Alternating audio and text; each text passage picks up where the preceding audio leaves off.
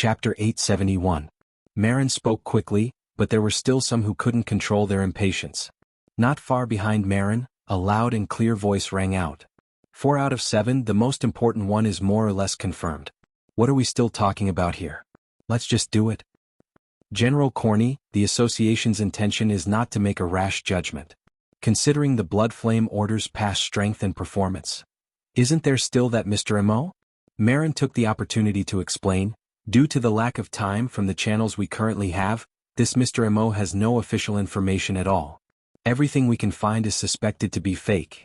Then what's the point of talking? It's definitely an impersonation. And looking at that bear's heart and leopard's guts, he can't be weak. If this guy wasn't an extraordinary. Wouldn't some people who bully the weak and fear the strong have already swallowed him into their stomachs? When the attendees heard General Corny's tone, they thought they would hear some sort of live stream eating sh*t, or something along those lines. In the end, this guy turned cowardly so quickly.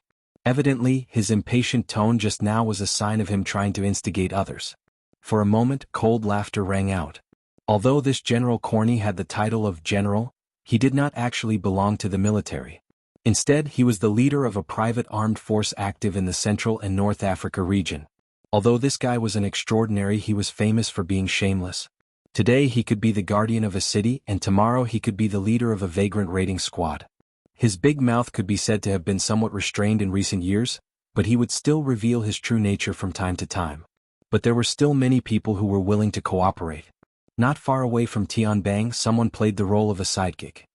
It's not strange to impersonate someone, but there are dozens of extraordinary in the world, and they're all familiar with each other. So who could it be? Tianbang tilted his head to take a look. He recognized Sacido of Moose City in northern Europe. He was a feminine man who was the complete opposite of the common impression of Vikings. He had been active in the fashion industry for a period of time, and had a knack for praising and ruining people. It was said that he did not get along with Her Majesty Empress Wu. Now, a soft knife could be used to stab someone, and it could also be fatal. Compared to Sacido, General Corny was already a straightforward person. He stretched out his pitch-black palm and rubbed his fingers in the air a few times. That candidate, all of you must have molded it in your hearts. Halfway through his words, he saw Ouyang Chen's gaze directed at him. Behind the glasses, his gaze was calm and clear like a colorless lake, but it could also be said to be like a polished blade. General Kenny was terrified once again. He chuckled and did not say anything else. Everyone wants to snatch food, but no one is willing to stand out. Compared to ordinary people, the mental world of extraordinaries doesn't seem to have any significant difference. After transcendence, there's no such thing as sainthood. Dr. Pan and Tianbang conversed through a private channel. They spoke much more casually under these circumstances. They're going around and around here because they suspect Luonan, right? What do you think? Honestly, I can't tell. Tianbang knew that the extraordinaries around the ring-shaped meeting platform had invited him over to listen to the meeting only because of his special relationship with the Blood Flame Order. They wanted to obtain more insider information and make a more accurate judgment. This gave Tianbang a strange sense of self-awareness that he was a traitor. But even if it was out of personal interest, after he digested the information he had prepared for the meeting, he still spent a lot of effort to observe Mr. Mo. Tianbang had some harvests. He didn't obtain them from Mr. Mo himself. Instead, he obtained them from Mr. Mo's subordinate, Cadman, whose life and death were hard to determine. Tianbang knew of Cadman. He knew that Cadman was a fleshly adept with decent strength. He also knew of the technique of the violent fire seal. This made him naturally put himself in Cadman's shoes. How could his soul be captured from thousands of kilometers away? Was the violent fire seal the key trigger in the entire process? Was it possible to avoid this result? What role did the Blood Soul Temple, the solidified configuration in the Abyss region, play? What role did it play? Tianbang analyzed as he put himself in Mr. Mo's shoes. Even though Tianbang had mostly broken away from the system of the Blood Flame Order and the Restraint faction, he still had some insights. But these were far from enough to be used as a basis for a qualitative judgment. Tianbang said, Mr. Mo's situation is a clear suspicion, but it hasn't reached the stage of true evidence. If Mr. Mo wasn't an extraordinary, he might have died 100 times over by now. But he is. At the very least, it's highly likely that he is. If that's the case, then the nature is completely different. Dr. Pan, with the rigorous attitude of a researcher, gave a reasonable discussion. Up until now, this Mr. Mo hasn't shown any solid evidence that he's an extraordinary. On the contrary, he's been too vague, Tianbang laughed. To play with a person's soul in the palm of his hand from thousands of kilometers away. What kind of level is this? That's because he's dealing with his own order's believers. 2 of the leaders of the 3 great orders have come. Perhaps you can ask them how they deal with undevout believers? Is it possible to do things so beautifully from thousands of kilometers away? We've also done a few models of the Blood Soul Temple. If we consider the optimal solution, Tianbang shook his head. Don't mention those kinds of wild guesses. Besides, doesn't optimal mean most dangerous? Everyone has to leave a way out for themselves. When it comes to extraordinaries, it's never too much to be cautious. It's been a bit better these past few years. There aren't many cases of extraordinaries fighting to the death, but every time it happens, it shakes the entire world. There's no need to talk about Gongqi. A few years ago, Jin Buhuan was completely influenced by a nuclear bomb. Dr. Pan, didn't you research there for a period of time? Dr. Pan slowly nodded. Yes, it was in that volcanic area. In comparison, Jin Tong died the most sullen death. He was finished without a sound. He only left behind a mountain of bones for the people of the world. Suddenly, a new train of thought opened up in Tianbang's mind.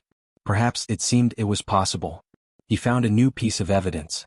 Mountain of Bones, Blood Soul Temple, and the headband that fell into Luonan's hands in the end, an electromagnetic ability user.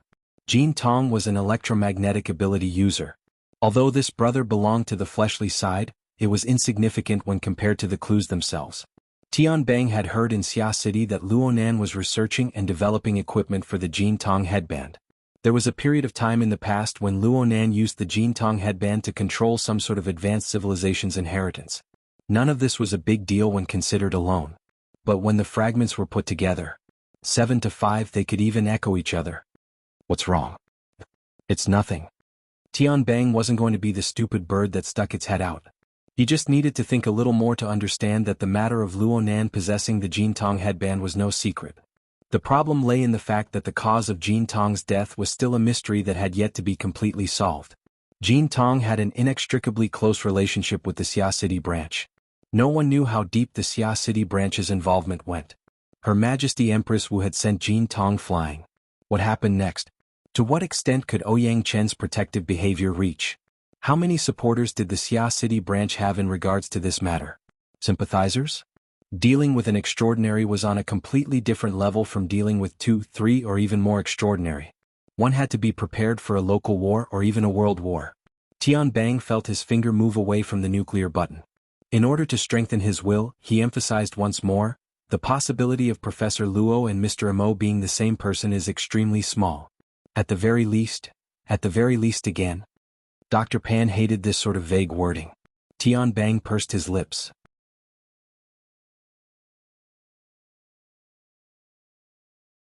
Chapter 872. Fine control? Isn't it better to just say 7 out of 5? Someone in the venue immediately deciphered the Pope of Baiji's verbal technique. In fact, it was 7 out of 5, if it was really a gang.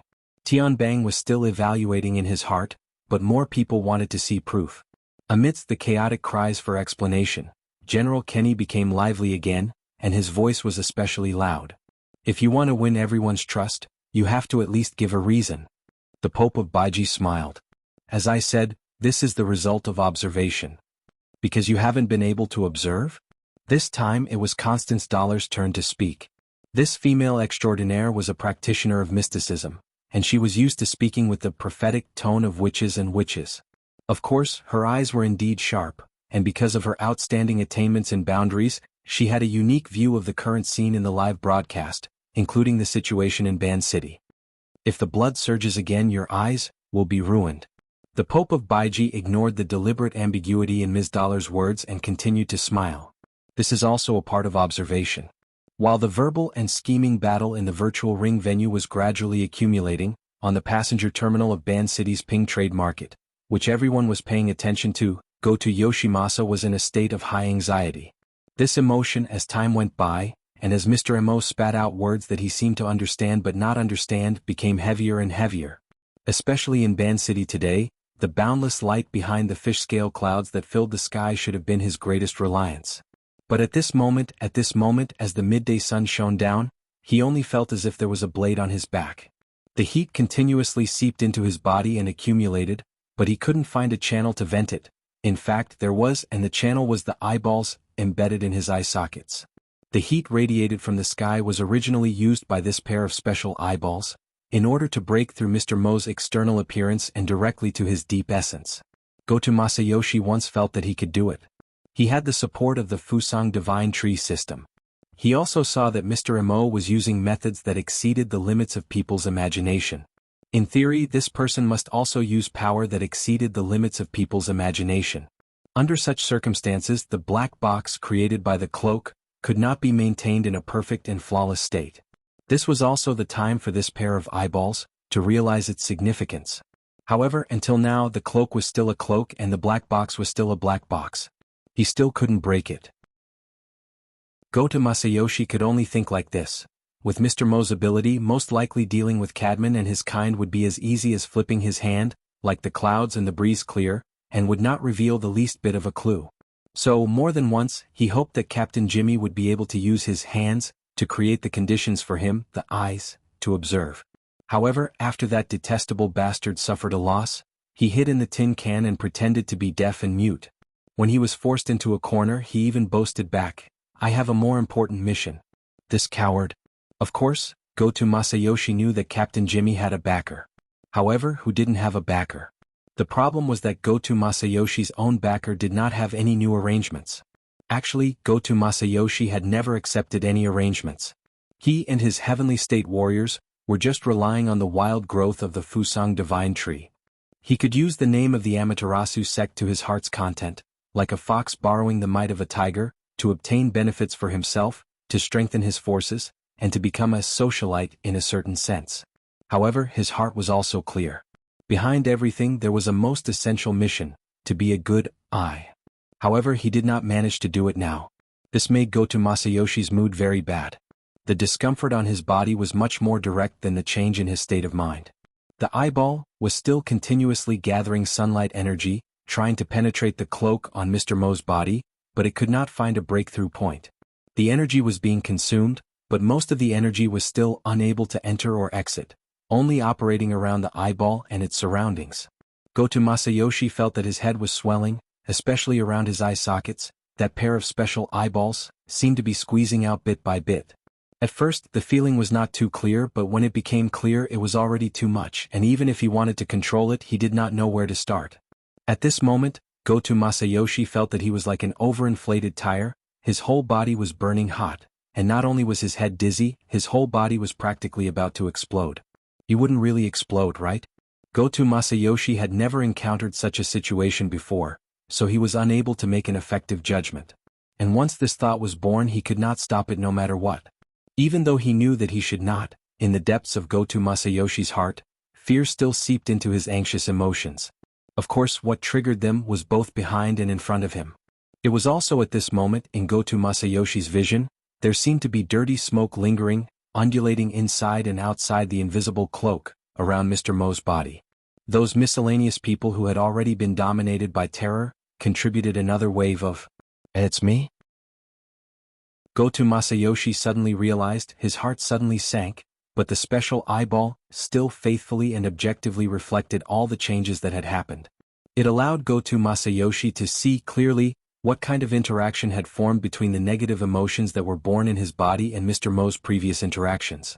Wait a chance. Goto Masayoshi's thoughts once again lagged behind the reaction of the eyeball. The sunlight that filled the sky, under the support of the Fusang Divine Tree's great divine treasure system, formed an extraordinary connection with Goto Masayoshi's special eyeball above the normal laws of physics. After that, Goto Masayoshi felt that his body seemed to have entered a kind of transparent state, creating the best conditions for the sunlight that was projected over.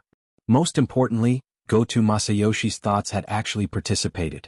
As a kind of targeting tool, it had specified the direction and target of focus, and had received the feedback information. At this moment, Goto Masayoshi followed the smoke, and saw even more. He saw the trajectory of the smoke circulation, including some of the details of the operation and transformation, and thus naturally discovered that the cloak and black box belonged to a kind of tight and exquisite energy structure, yet still maintained a highly integrated state with the real world. Because of the integration they were one. It's this. Goto Masayoshi never would have thought that the difficult problem that had been dragging on for a long time would actually have a breakthrough because of his own fear. He also didn't have the time to think deeply about the problem inside, only doing his best to memorize and analyze, trying to dig out even more things. He had already seen the light. Everything was difficult at the beginning. Very quickly, his vision suddenly slanted, completely leaving its original focus. His entire vision was also affected, swaying back and forth. Swaying? The so-called swaying was actually swaying back and forth. It felt like the eyeball wasn't embedded in the eye sockets, but rather attached to some thin string. His randomly swaying vision, in the blink of an eye, he rearranged the situation around him. Mr. Emo, Mushed-Mouth Ape, the cowardly Jimmy, his terrified subordinates, and the veterans that he had forcefully dragged over to confront, and so on. Why are all these guys looking at me? And with that kind of gaze? What is this? In his swaying vision, a thicket of blood, flesh, nerves, and bones appeared. It was malevolent and ugly, and emitted an ominous aura of death. It was still burning. Chapter 873. Goto Masayoshi could see that at the top of the burning bush, there was two fruits. On it, there were intermittent embossed lines surrounding it, some thick, some thin, some green, some red. That was blood vessels. His consciousness trembled violently. His thoughts and the veins in his blood vessels merged together, and he suddenly understood what the fruit on the bushes was. That was his eyeballs. At least in name, they belonged to him. The two eyeballs reflected each other, combining with the flesh, bones, and nerve functions at the back, piecing together a complete field of vision, and also reflecting the truth. That was the bloody truth that Goto Masayoshi would never be able to experience under the framework of being a human. At this moment, all of Goto Masayoshi's mind was smeared with strange and dazzling colors. There was no logical relationship between each color, and that was the color of collapse. Even so, Goto Masayoshi was still attracted by this pair of eyeballs, and he could clearly see that the smoke of his negative emotions was wrapped by the essence of his flesh and blood. A part of it was left in the burning bush, which was also the rule system of the great Fusang divine tree. It was the accumulated heat of the sunlight that couldn't be used, and it was the final, meaningless venting. As for the other part, it was together with the people on the passenger terminal who were already seized by fear, together with the same color of emotional smoke. Under the drive of an invisible force field, it was thrown into the depths of the cloak, around Mr. Emo, and it was thrown into an incomprehensible level. Although it was incomprehensible, he finally saw it. The pitiful quality that belonged to him was twisted, torn, and completely evaporated in the cracks of the opposing rules.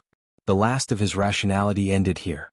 Goto Masayoshi had no meaning left, and what was left was only the burning flesh, bones, and nerves. And these very quickly lost the outline of the human organs in the flames. Only that pair of eyeballs, that were still filled with blood, were shaking in the flames, emitting a demonic light. And it was also at this moment that the passenger terminal finally rang with a scream. The heavenly citizens that surrounded the area were certainly a collection of violent people from Band City, and there was no lack of ability users among them.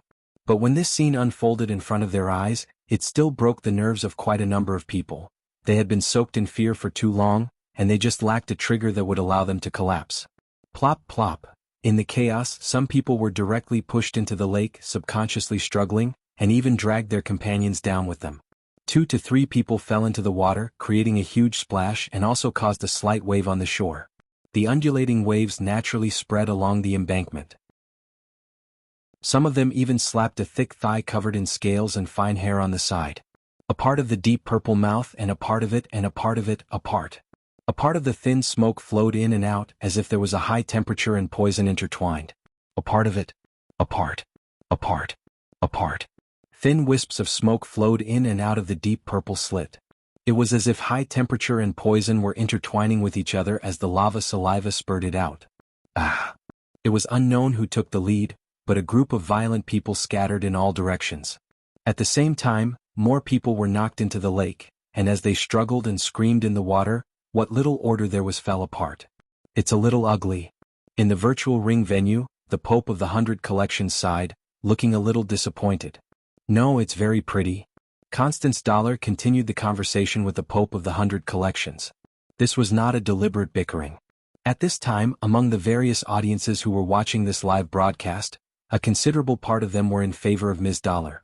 What they were watching, of course, was not the chaotic and vexed heavenly citizens on the distant dock, but the entanglement and collision of Mr. Mo's cloak and the forest of burning flesh and bones in the process. Both were creations of special rules. They clashed with each other and penetrated each other, but neither of them was completely successful. This was a confrontation at the transcendent level, but because it was a live broadcast, the corresponding turbulence in the abyss could not be seen. However, it was precisely this half-concealed, half-restrained wrestling that made it all the more obvious. Every audience member, or at least every extraordinaire, had their own guesses. The vast majority of them kept their thoughts to themselves, but there would always be people who would express a very special kind of expression. This Mr. Mo seems to be a gentle person. As a world-famous fashionista, Xiao Saido's voice was quite gentle, but the meaning was even more subtle. "Don't you prefer the tough type?" someone asked. Xiao Saido did not mind and continued, "Don't you think so?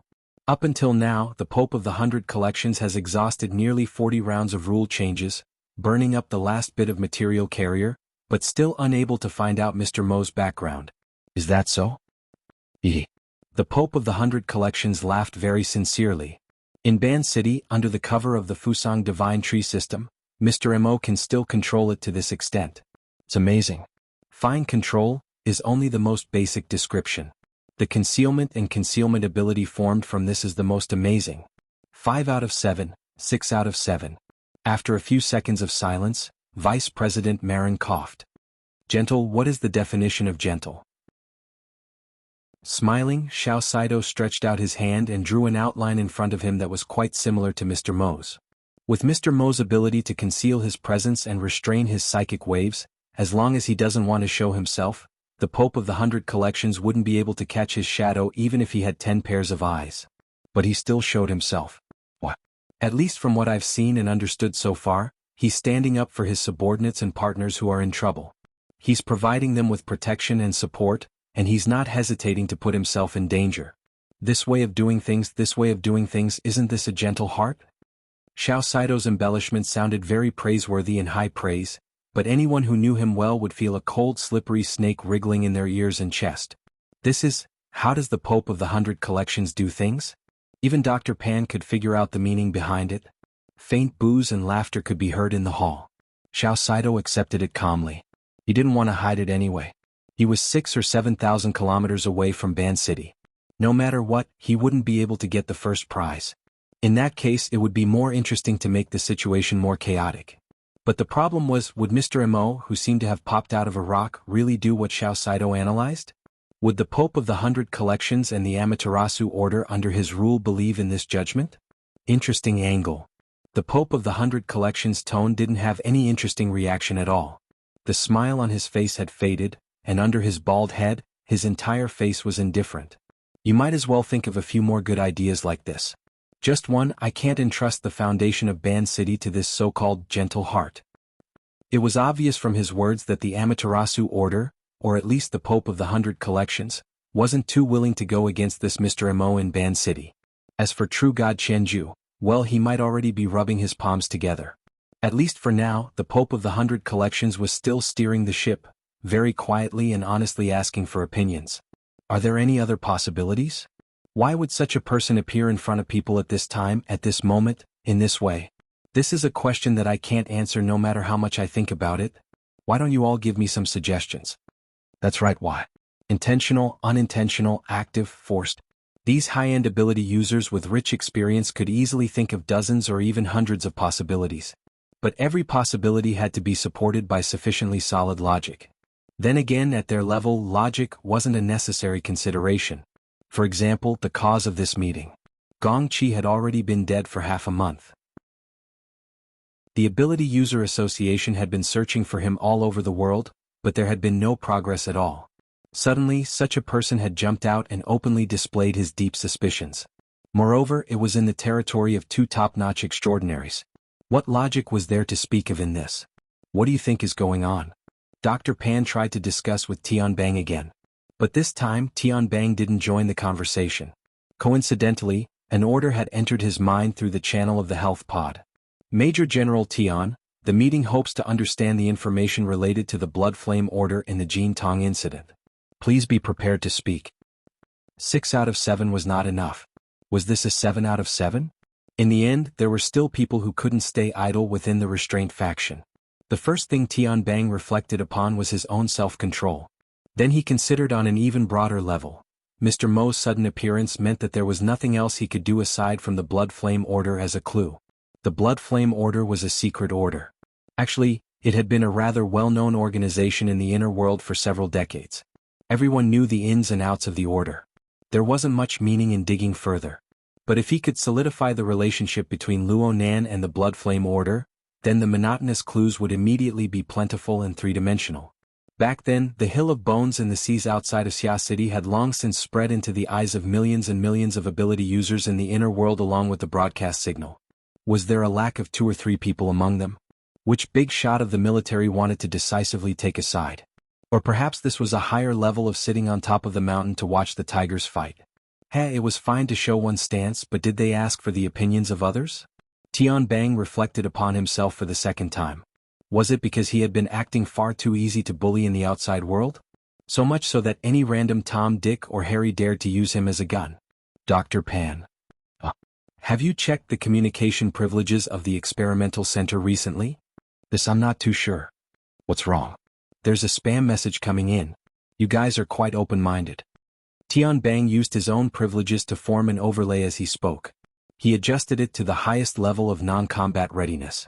It wasn't to the extent of cutting off internal and external communications, but at the very least, there needed to be some sort of identity verification.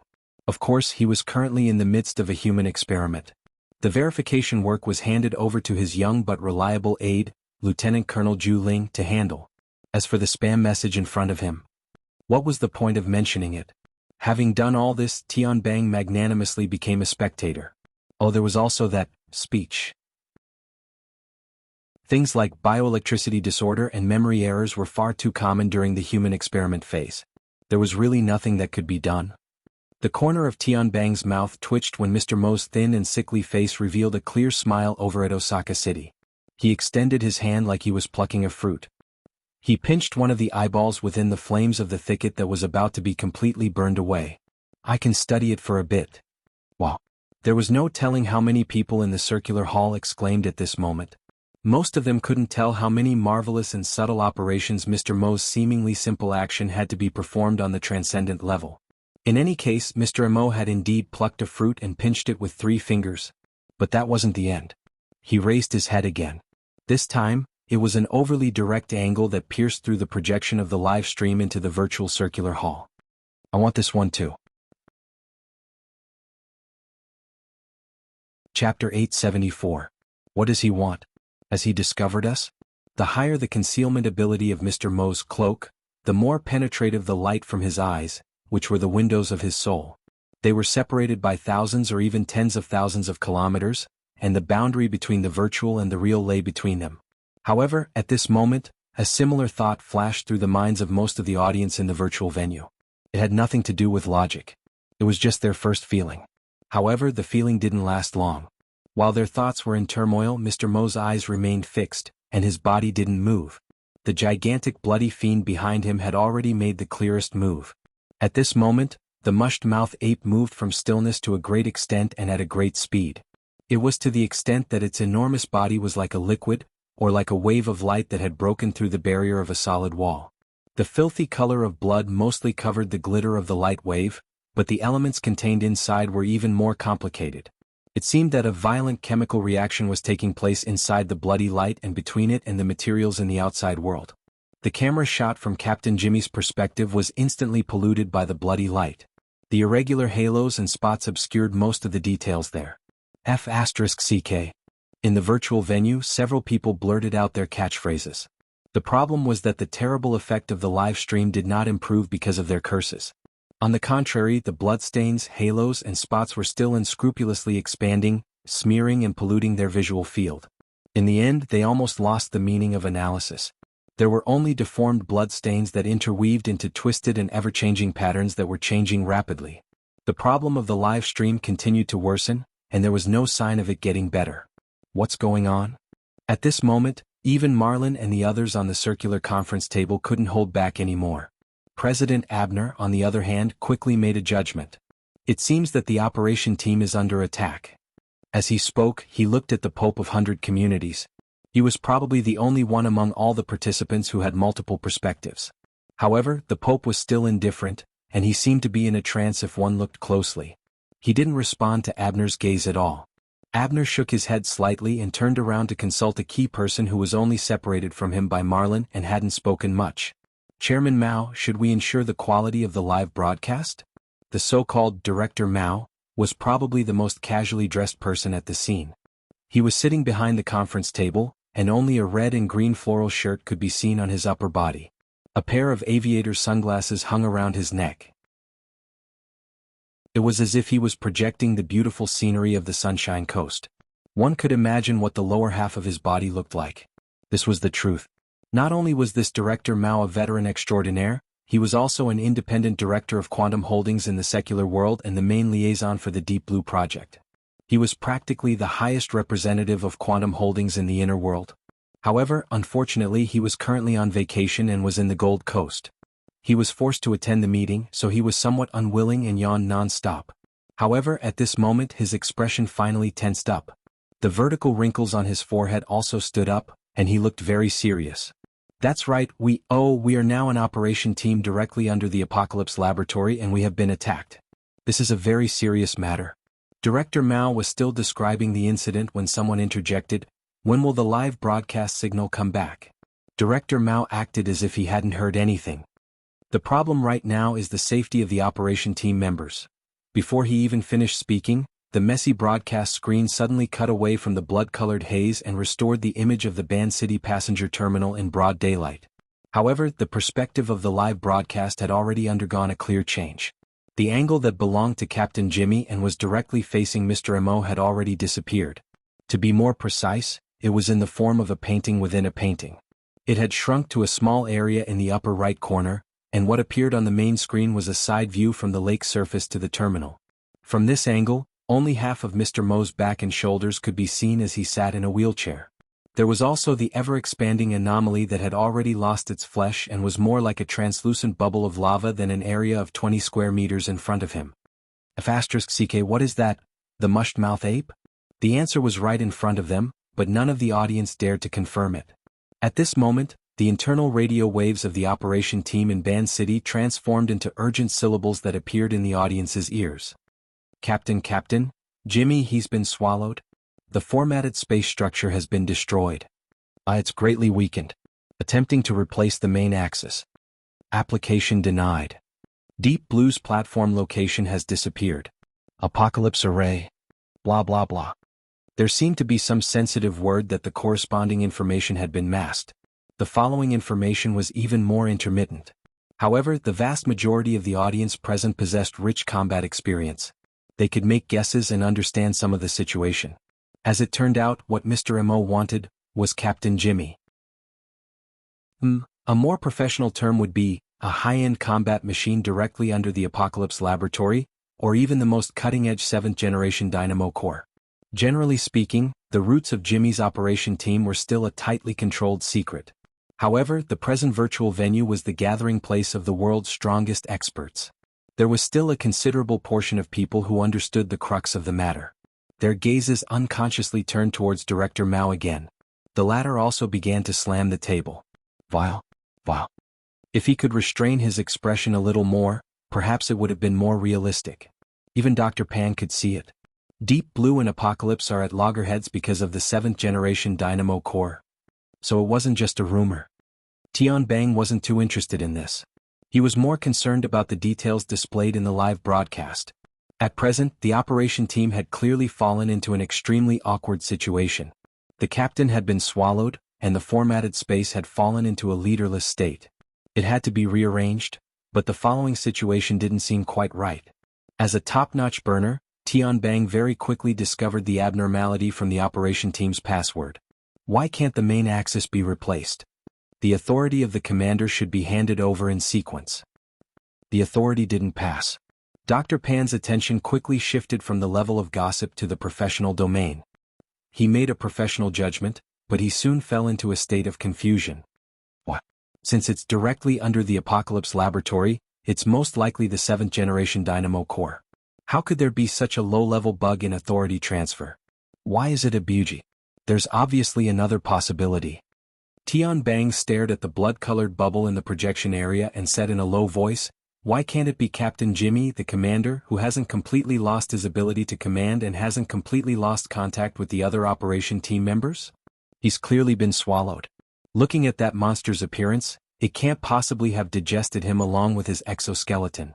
Oh, could it be that the deep blue walkers under the control of the 7th generation Dynamo Core have a qualitative leap in their ability to survive and communicate in harsh environments?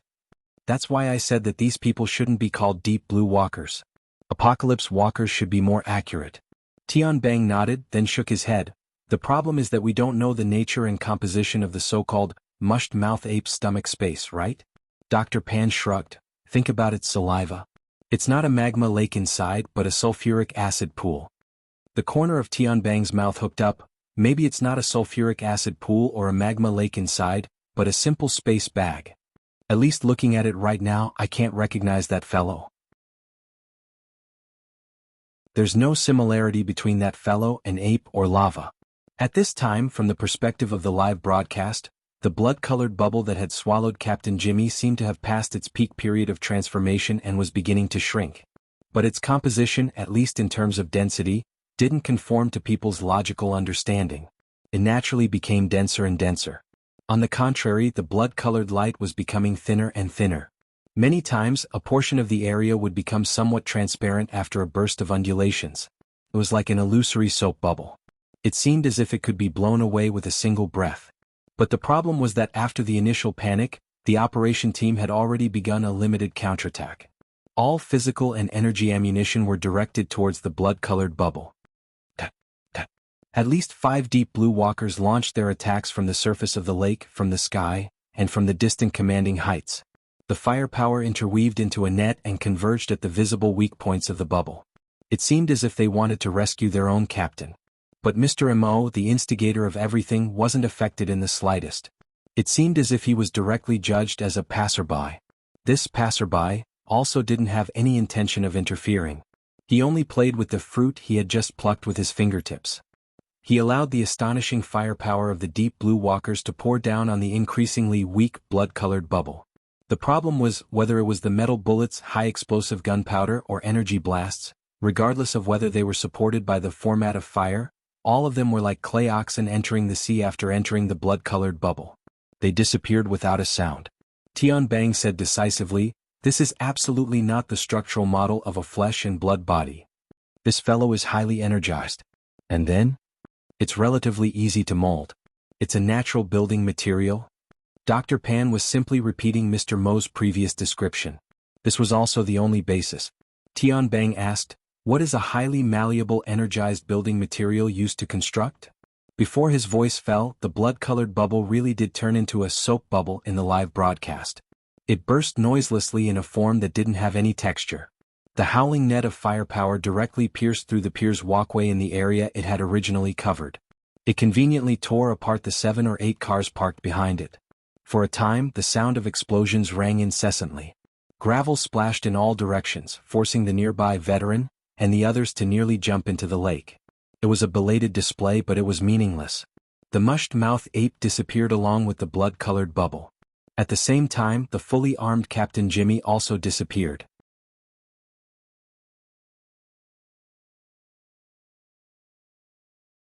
That 300-kilogram top-notch creation that was a combination of man and machine had disappeared without a trace. Yes, disappeared.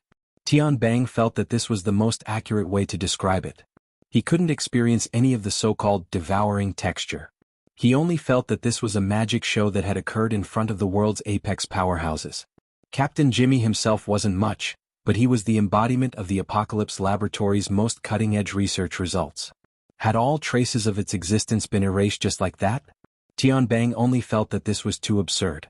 At this time, it was Director Mao in the flowery shirt who knocked on the virtual ring-shaped conference table with a deafening sound. "This is a disgrace. This is an extraordinary humiliation. Why the hell are we still doing a live broadcast?" The live broadcast screen began to blur as if it had heard his command. It looked as if the signal was about to be cut off. At this moment, someone sitting one person away from him also knocked on the table. "Continue?" Abner's feminine voice was piercing like a sharp blade cutting through the air at this moment.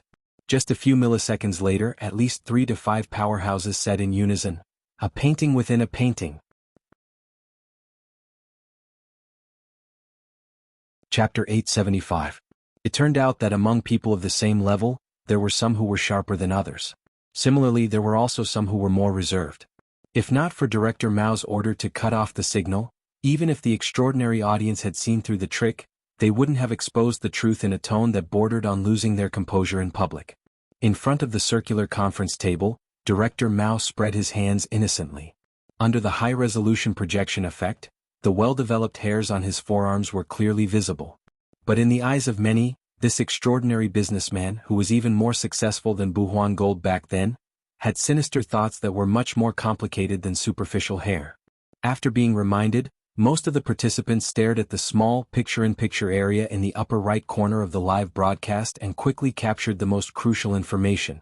Captain Jimmy, who had clearly disappeared, had retreated to a corner of the live broadcast, but the filthy perspective that was presented in the form of a picture-in-picture was still there. It was still the same blood-colored spots that were twisted and densely woven. There was no entry point for analysis, but it was still changing and had some sort of vitality. This existence alone had already formed a contradiction with the reality that it had disappeared. And if combined with the goal that people had been discussing and scheming about, it would quickly transform into a predictable explosive point. Captain Jimmy had disappeared from this world, but he still existed. So where did he exist? Zoom in, zoom in. People like General Kenny, who had gone crazy, had already begun to bang the table and jeer, demanding that the live broadcast switch the small area of the picture-in-picture back to the main perspective. His request had not been met.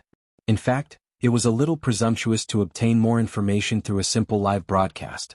Dr. Pan, for example, had his eyes almost popped out of their sockets. He even used the laboratory resources to strip down the transmitted data from the live broadcast and perform corresponding analysis, but he still couldn't find any pattern. He asked Tianbang again, and the latter, who was trying to imagine Captain Jimmy's current situation, hesitantly said, "The only thing I can be sure of is that Jimmy's perspective changes greatly, which is completely different from the previous static view of the live broadcast. Extrapolating from normal environmental conditions, he should be moving or even rolling. But if there really is a normal environment should be an extravagant hope." And then? You're already making wild guesses. How can there be anything else? In fact, Tianbang had other ideas. The changes in the shape of the blood-colored spots, including the brightness and dimming of the luminosity, and even the ripples caused by the signal interference, there should be some room for further analysis in the future. Perhaps it would be more appropriate to use the recently popular configuration theory? But no matter what, he had to have first-hand information. As for where the first-hand information was, it obviously depended on the provider of the live stream service. If Tianbang could think of it, the others could as well. "Chairman Mao, what do you think?" President Abner returned to his usual feminine tone. He was neither too fast nor too slow, showing his respectful attitude. Director Mao didn't even blink as he replied non-stop, "I've said it before, this is definitely a vile incident. The Apocalypse Laboratories team stationed in Ban City was hired by the Star Alliance to take on the mission of attacking the cultists. Attacking them was undoubtedly a crime. As partners in all aspects of the Apocalypse experiment, we will communicate with each other. We must quickly reach a consensus and take action against this so-called Mr. M.O., who slaughters the innocent." It was rare that President Abner had the patience to listen to his long-winded speech, or maybe it was because Director Mao spoke too quickly, but he finally found a gap to cut in. "I'm talking about the picture-in-picture." Picture-in-picture? Director Mao appeared to be out of sorts, and didn't seem to be following President Abner's train of thought. The latter smiled and directly pointed it out. "Director Mao, Captain Jimmy's perspective is still there, isn't it? He seems to still exist in a certain area, and maintains signal contact with the outside world. Of course, we don't know if this is purely a signal from the equipment or if it's good news that both the human and the computer are still there. But before the results are confirmed, we should. In fact, everyone has more positive expectations." Director Mao looked around. Sure enough, there were only two types of people in the virtual venue: those staring at the live stream and those staring at him.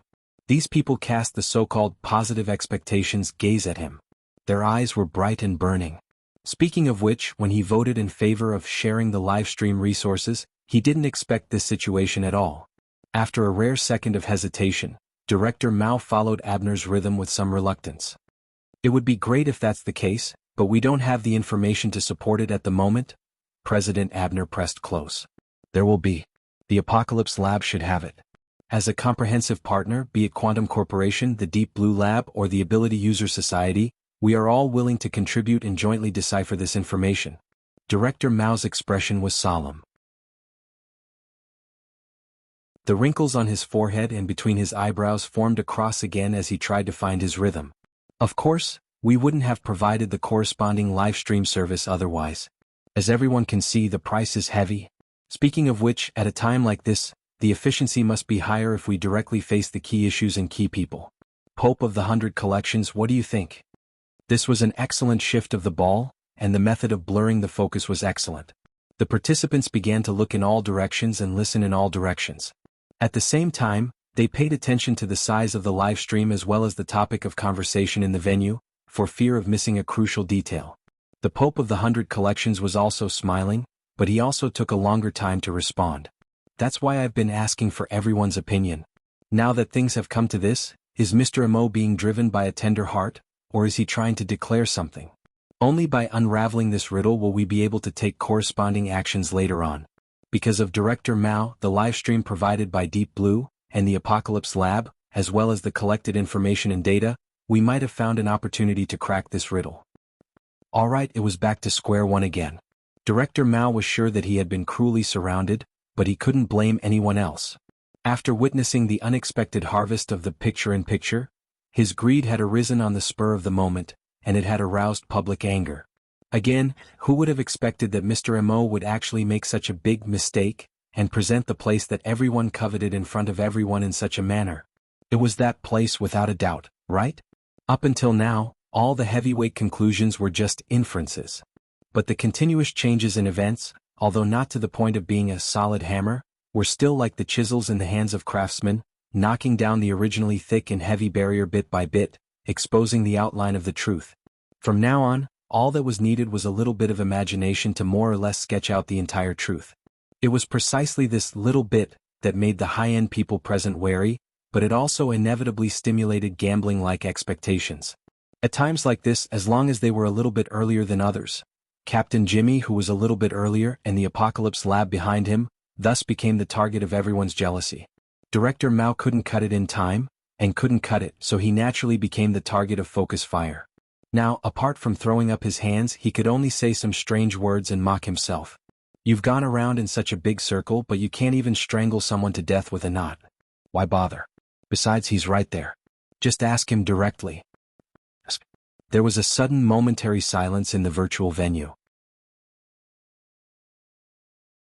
Just as he was pondering, he heard someone shout, "Oh, he's looking over again."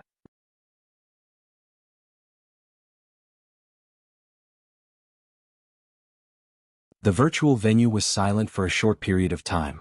A considerable number of people looked at each other and exchanged glances. And on a level that was invisible to the audience, the information exchanged in secret should be 1,000 times more than this. With great difficulty, someone finally followed up, "That's direct enough. Are you sure he didn't participate?" Or perhaps, the vast majority of people added a connection in their minds. Their gazes, whether direct or indirect, revolved around Ouyang Qin and Her Majesty Empress Wu. Unfortunately, there was no response. Yinla didn't explain further after that. Instead, she turned to the veterans and comforted them. In the blink of an eye, the amount of energy and tongue spent on this had already exceeded the so-called announcement of the price. Moreover, the difference was still growing. This also made all the participants certain that they couldn't obtain any more information from the live broadcast. What made them even more annoyed was that the most crucial picture-in-picture had stopped.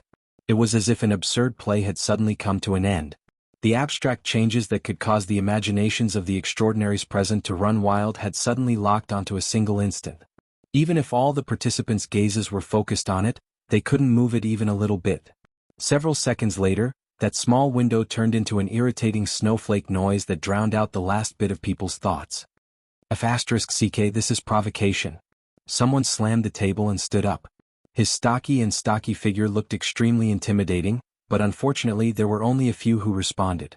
The vast majority of people's thoughts were far from reaching the point where they needed to display extreme emotions. They only grew like weeds and flew around like mosquitoes. What's the meaning of this? Is he trying to show that he can control the transmission of information from the alternate dimension? Why is he in such a hurry to show this? Is he tired of living?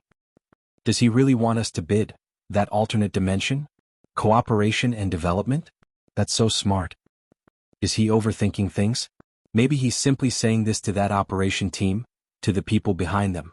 He's saying that he wants to use money to redeem them. Inside and outside the venue, the interaction between many people and many levels continued to heat up. However, the significance of the virtual venue itself wasn't that important anymore. I need to reflect on how a mere appraisal meeting has come to this stage. Amidst the buzzing noise of the virtual venue, President Abner gently stroked the yellow beard on his cheek. He maintained a state of communication with Director Mao on Marlin's side, but the topic of conversation changed extremely quickly. The broadcast from T-City has stopped, but I heard that Kadru's soul has returned to his body. No matter what he does, he's still a member of the society. Today his soul was heavily injured and the consequences are hard to predict. The society has to do something about it. In a private conversation, Director Mao was much more frank this time. Well, we're the ones who contacted Kadru. As the person directly responsible, we're the ones who can't shirk the responsibility. Don't even think about it. We definitely won't let such important research material go. Is it Chanchi who's not letting it go, or is it Deep Blue who's not letting it go?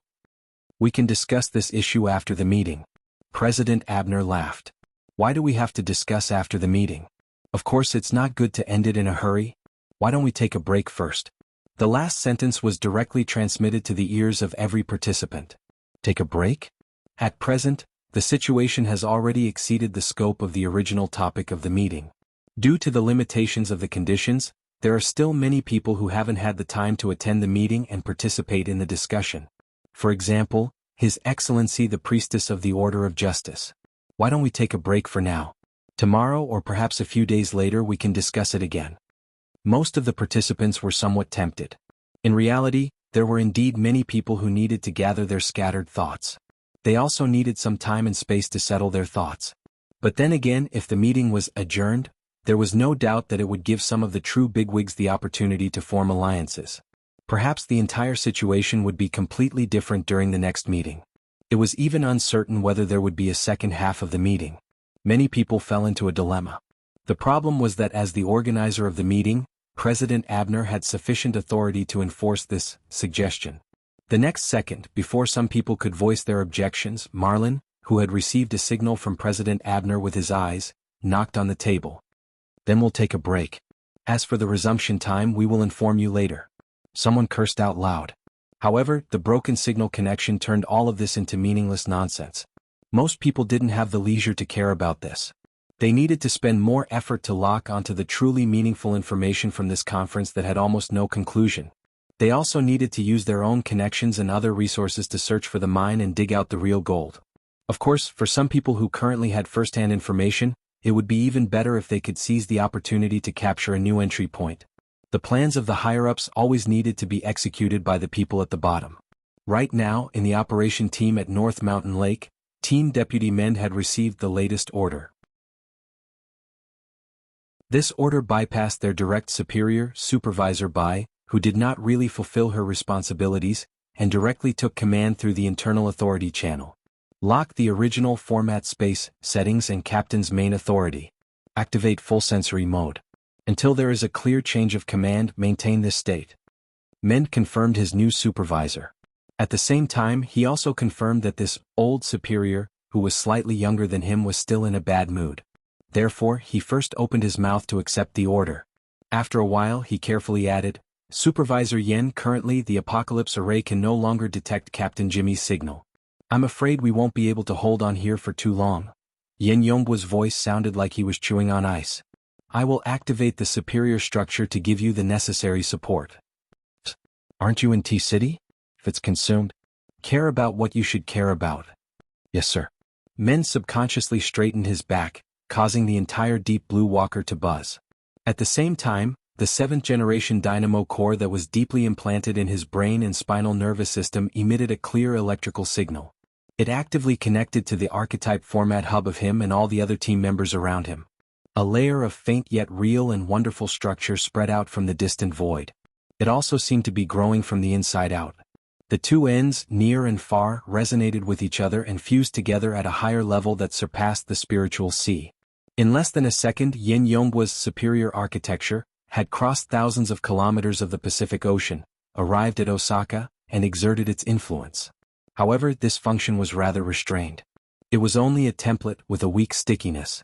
It helped the formatted space on this side, which was on the verge of collapsing due to the lack of the main axis, to do a simple splicing and gluing. At the same time, the missing structures that had been glued together formed an even stronger magnetic force between each other. Then he used this magnetic force to search for the signals of the main axis that had been cut off. As for whether it was useful or not, Mend, who was on the front lines, wasn't sure. It wasn't just because the signal was so weak that it far exceeded the limits of his perception. It was also because after the superior structure was laid down, frontline personnel like them only existed as antennae. They no longer needed to undertake the function of analysis. It should be useful. The long-range support of the Apocalypse array consumed a lot of electricity. Men's active thoughts gradually settled in the deepest part of his heart until he entered an extremely quiet and pure state. Whether Captain Jimmy's signal was there or not was no longer a problem for him to consider.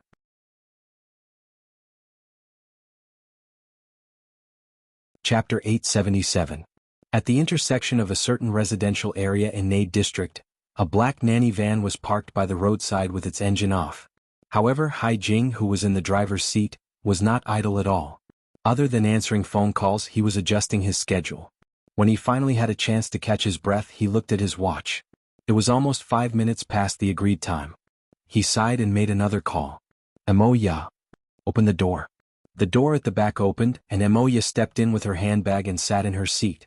However, the other seats were empty. She and Hai Jing were the only two people in the car. Emoya tied up her hair and asked, "Where are the others?" Meng Fei took them to the venue first. Unlike some people who are 10 times lazier after one trip to the music festival. By the way, is there a guest at home? Home? I saw people coming in and out of your house. Who would come to visit in the middle of the afternoon? A bunch of annoying people. Let's go. It was rare for Emoya to be agitated. Hai Jing didn't ask any more questions. He started the car and changed the topic. Just now, the company's IT department came to ask about a bug in your personal information retrieval system. It's probably a bug in the SCA's debugging system. Next week's event won't be easy. I happen to be working there, so why don't you let me know? Emoya? Got it. Emoya's irritation clearly continued. Hai Jing felt a little strange this time. He couldn't help but turn his head and wanted to ask, but he saw a slender figure coming out of the residential area from the back window. Ruiwen is going out too? It seems like there's an activity at school? Emoya opened the carriage door and called out from afar. Ruiwen, come here. Ruiwen, who was dressed in the school uniform, maintained her silence. She moved over to the side of the car and only replied with a big sis Emoya when she heard Hai Jing's greeting. Brother Jing. His words and tone were exactly the same as Luo Nan's. Emoya put on the demeanor of an elder sister. Ruiwen, go to school? I can give you a lift on the way. What kind of activities did the school have on Sunday afternoons? Also, how was it on the way? Hai Jing felt that something was amiss. He quickly calculated the route in his mind, but in the end he could only form a large triangle on the map. However, as a manager she had to solve this problem. He also smiled at the thin and somewhat autistic girl and beckoned her to get in the car. However, Ruiwen didn't appreciate it. No need. After simply spitting out these two words, Ruiwen bowed in this direction. She was polite and distant and then directly walked away. Hai Jing raised her eyebrows. Acting like an elder sister, huh? It's because you're here. I have a good relationship with her. The little fellow is independent, so you don't have to worry about her. Yeah, he's just like his brother, a liar. The car sped up, leaving the fleet of cars behind in the blink of an eye. For some people, the world has already changed. It's quite troublesome to adapt to it. But in this sort of situation, they still want to hide it from everyone, especially from their family. This is undoubtedly making things awkward. It's meaningless. Cat Eye's current state wasn't all that great after being tormented by her boss for quite a while in the wee hours of the morning. She let the car go into autopilot mode after entering the high-speed magnetic rail. She simply curled up in her seat and chatted with Ruewen. You also feel that it's very inconvenient, right? As long as those bureaucrats don't make mistakes, they won't be afraid to do things. So they lick up especially hard. It's very disgusting. Ruewen sat quietly in the front passenger seat, not responding to this sort of topic. Cat Eyes didn't mind either. Over there was the big boss and over here was the small boss. The more she interacted with them, the more she knew that these two were unfathomable freaks. Of course, the small boss was a bit cuter. Cat Eyes reached out her hand to touch Ruewen's jade-like face as she thought this. But before her fingertips could reach Ruewen's face, the little girl in the front passenger seat was like a translucent bubble. She suddenly burst and disappeared. All that was left was a tiny ripple in the void. Oh, there was also the whisper she left behind. Thank you, Sister Cat Eyes. TSK. She's also an awkward child. Ruewen relied on Cat Eyes to leave her home normally. She didn't need to conceal anything in front of people who knew her inside out. She simply crossed the barrier of the void and stepped into the cloud world. She felt an abnormality the moment she entered this void. The stability of the void she was in was very questionable. It was as if many traps were buried beneath the surging flow of clouds and mist that could collapse at any time. The invisible depths of the void seemed to have turned into quicksand that was scoured by an underground river. It had lost the stability she had achieved over the years. Ruewen opened her mouth, wanting to call out to Luonan who was somewhere unknown. But in the end she didn't make a sound. She wasn't used to addressing Luonan as such. Brother. She didn't want to call him. Luonan wasn't polite enough. Therefore, her normal behavior was to completely forego addressing him and directly communicate with him. The transmission of sound waves was actually the least effective in the current situation. Ruewen was more used to using her mental senses to capture Luonan's location and directly teleport over. But the current situation didn't seem to be suitable. Ruewen suppressed the power she was used to. She simply pondered for a moment before turning her body.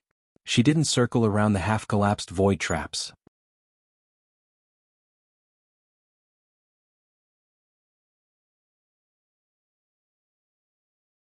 Chapter 878. In the end, Ruewen's perception was extraordinary. She suddenly stopped halfway through. She stopped in front of an extremely blurry boundary and hesitated. If she went any further in, it would probably result in a bad influence. However, the summoning intent inside was very clear. Ruewen hesitated for a second, but in the end she still stepped forward into the area ahead. Fine waves gently rippled out following Ruewen's movements, forming marvelous ripples in the void. Horizontal and vertical waves rose and fell, dense and alternating. They reverberated back and forth, erasing the surface color of the mist. This scene, which was originally a relatively simple fusion of the virtual and the real, suddenly had many blurry silhouettes and colors. It was like a projection that wasn't quite successful. Layers and layers interweaved together. Ruewen also saw that there were a few structures that were already relatively clear. They were similar to mountain peaks, rivers, buildings, and even more refined vehicles. They suddenly collapsed, and then they were reconstructed under the push of some sort of continuous but relatively chaotic force. It was just that there was already a clear difference from the scene before her. And so, Ruewen knew that Luonan should have some new ideas and new harvests in the construction of his sandwich domain. But she could tell from this part of the scene that his results were still relatively weak. The boundary between the real and the imaginary was not clearly sorted out. It was quite sensitive to external stimuli, and its internal structure was not clear enough. It lacked stability. As the sole designer, Luonan didn't seem to be ready yet. In fact, Luonan's gaze was always focused on Ruewen after she entered this area. He attempted to analyze her deeper nature in order to make this area better accommodate her existence. Ruewen was very happy to cooperate, but Luonan's ability was truly insufficient to complete all of this in a short amount of time. Luonan gave up after a few adjustments. Ruewen also took the initiative to restrain her energy and adjust her state. She made herself closer to nothingness in order to avoid bringing even greater stimulation to this area. And so Ruewen entered the space of the withered tree. This space completely imitated the structure of the withered tree of the real world. It was as narrow and small as the real world was. Though it was narrow and small, the structure of this space looked much more stable with the blueprint provided by Luo Zhongheng. It was no different from the real world. Ruewen found Luonan without expending any effort. Right now, Luonan was in the resting room at the lower level of the tree-hole space. He sat on a circular seat leaning against the wall with his head lowered. His breathing was long and drawn out, but an unstable situation would occasionally appear in the middle of it. His back was bent, his arms were crossed, his legs were crossed, and he was sitting very openly. However, if one looked closely, one would find that the structure of his body and the details of his movements were very unnatural. As he breathed, many parts of his body appeared stiff or distorted. In front of him, there was a pile of metal components, all of which were exoskeleton configurations. They were in a mess and were not taken care of. Blood stains could also be seen in the messy pile of spare parts. His injuries are very serious, Ruewen stated the facts directly. Yeah. Luonan gave a simple response, but he didn't raise his head. In fact, his spine was injured and normal movements were extremely strenuous. His voice was hoarse and weak. Ruewen didn't say anything more. She just walked forward, and her slender and slightly cold fingers lightly rested on Luonan's neck. She made a slight shift and she detected many areas of swelling, collapse, and even deeper and more serious injuries. Luonan was immediately unable to maintain his deep state. He shouted loudly, "Stop touching. It's itchy." "It hurts?" Ruewen's fingers lifted up as if she had been electrocuted. She froze there, not knowing what to do for a time. "Yes, don't worry. I'm super sensitive right now," Luonan hissed as he spoke. His entire body was trembling. Right now when he opened his mouth to speak, his entire internal organs twitched slightly. However, there were some things that needed to be explained clearly. The main thing is that the perfect body created by the lamination interference isn't that easy to bear. It was so fun to bully people just now, but now the backlash is life-threatening. I'll help you reposition it. Ruewen didn't participate in Luonan and Dean Wan's academic research process, so she didn't really understand what a perfect body was. However, she discovered that there were over a dozen bone fractures on Luonan's body from her rough observations just now. His internal organs were also displaced and damaged. If Luonan was a normal person, he would already be struggling for his life in the ICU. Luckily, Luonan was still able to laugh. He really was laughing. "Wait a moment. Let me memorize everything first." Ruewen still didn't understand. The injuries are quite serious, but these are all the consequences of having an incomplete exoskeleton frame. Not this pile. This is what I stripped off the body of the fellow outside. Cold sweat was dripping down Luonan's cheeks, falling onto the gaps between the exoskeleton fittings. There was even a thin layer of dust on top of these fittings. He nodded with his chin. "It should be these. Master Shou used the rib bones of a ghost ox to process them. Their toughness and transformability are pretty good, but their strength is a bit lacking. Right now all that's left is a layer of dust. I relied on this toy to forcefully push myself to the perfect body. But right now there's only this bit left. It has absolutely no value as a reference, so I can only rely on myself. I need to memorize all of the injuries. I need to see where the problems are. Only then can I fix them. I don't want to fall into the same pit next time." Ruewen frowned slightly, but Luonan gasped for breath and continued speaking. "Oh, my nervous system is preserved quite well. And right now I'm quite excited. This is the best opportunity. I've prolonged this state because I need to seize the time to record all of the feedback from my intuition. I feel like everything is going to be a mess when I return to my suppressed state. You're here just in time. Help me out as an observer. We'll compare the results later. If you remember clearly, then you'll earn. But if you don't learn from your mistakes, then you'll suffer a huge loss today." Ruewen could see that Luonan was indeed in a rather excited state right now. Though his injuries were serious, his mood was quite high, so much so that he was especially talkative. But the more he was like this, the fiercer the suppression effect would be, and the more severe the consequences would be. In the end, she wouldn't go against Luonan's intentions. She pursed her lips and stared blankly for a few seconds before nodding in agreement. Luonan grinned and projected a work area. Many important details had already been recorded on it. There was also a simple drawing of the human body. The words and text were combined, matching one to the other. Clearly he had spent quite a bit of effort. Ruewen used her unique sensing ability to understand Luonan's body and soul frame. Her understanding of Luonan's body and soul frame was not inferior to Luonan's. She knew Luonan's progress with just a glance. He could even find some deviations from his own senses, so he pointed them out one by one. Her ability to describe was quite bad, but Luonan was quite alert. As long as she pointed to a location, he would be able to quickly correct it without needing to say much. "Oh, this nerve cluster. I didn't even notice it. The relevant area is numb." Luonan gave her a thumbs up. "You've written the words very properly." Clearly, Luonan strove to construct a relaxed atmosphere. It was just a pity that Rue Wen's sharp perception could easily cut through all of his disguises. You've worked hard. How can it not be tiring to be injured? It must have been really good in front of you. What I'm saying is, Rue Wen needed to think about what to say. You've been working very hard with me here. Luonan didn't find her words strange. It was just that when he wanted to console her, sweat soaked into his eyes. His eyes were unbearably dry, and he cut a rather sorry figure for a time. Rue Wen immediately reached out to help him wipe it away. Her fingertips didn't touch his pupils, but a cool and refreshing feeling pervaded the air. This move is called Sword Energy Eye Cleansing, right? Luonan continued to liven up the atmosphere, then he explained, you've seen the structure outside. It's true that it was quite tiring to bring you in this state, but your control is excellent. It's much better than I imagined. Plus, I wanted you to come over for the sake of continuous improvement. Right now we're in the stage of collecting data and endlessly experimenting. Speaking of which, do you understand the structure inside? A little bit. It's really troublesome. You've been injured all this time. That's not the right way to describe it. You should say that the existence of this half-baked domain is a constant burden for me. But you need to see that the benefits inside are enormous. Luonan needed to give Rue Wen an explanation of the current background. Have you discovered yet? Right now, the core of the domain I've set up around the dead tree is solid. Even though it's also a sandwich biscuit, it basically continues with the balance that you saw last time. I'm talking about relative balance. But the outer region is something I've set up on the spot. Let's call it virtual reality for the time being. It's basically pieced together randomly. But there's really no other way. If I don't do this, a lot of messy energy won't be able to leak out. In addition, I need to use this to deceive people. I need to deceive a lot of people.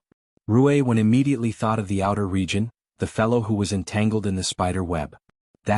It's just one of them. A test subject. I won't go into the details.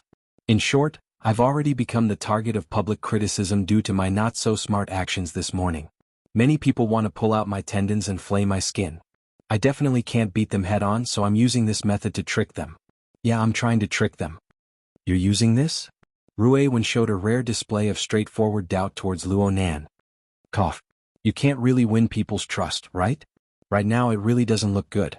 The logic is chaotic, the rules are incomplete, and there's even some messy interference of consciousness. Luonan was a bit embarrassed.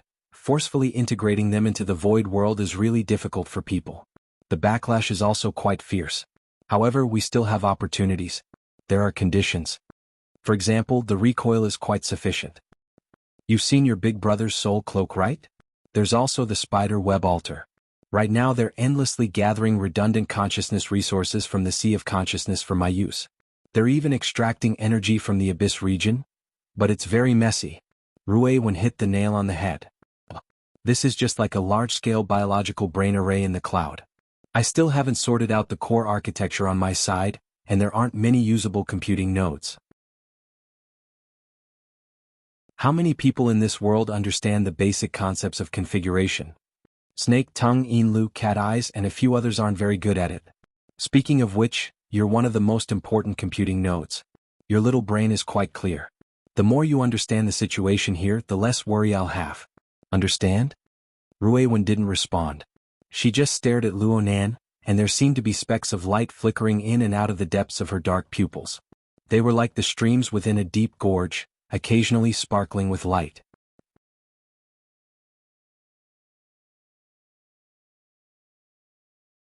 Chapter 879. Actually, the previous conversation between the two did not affect the progress of Luonan's bug catching for his injuries. They naturally entered a state of concentration similar to that of multi-core parallel processing.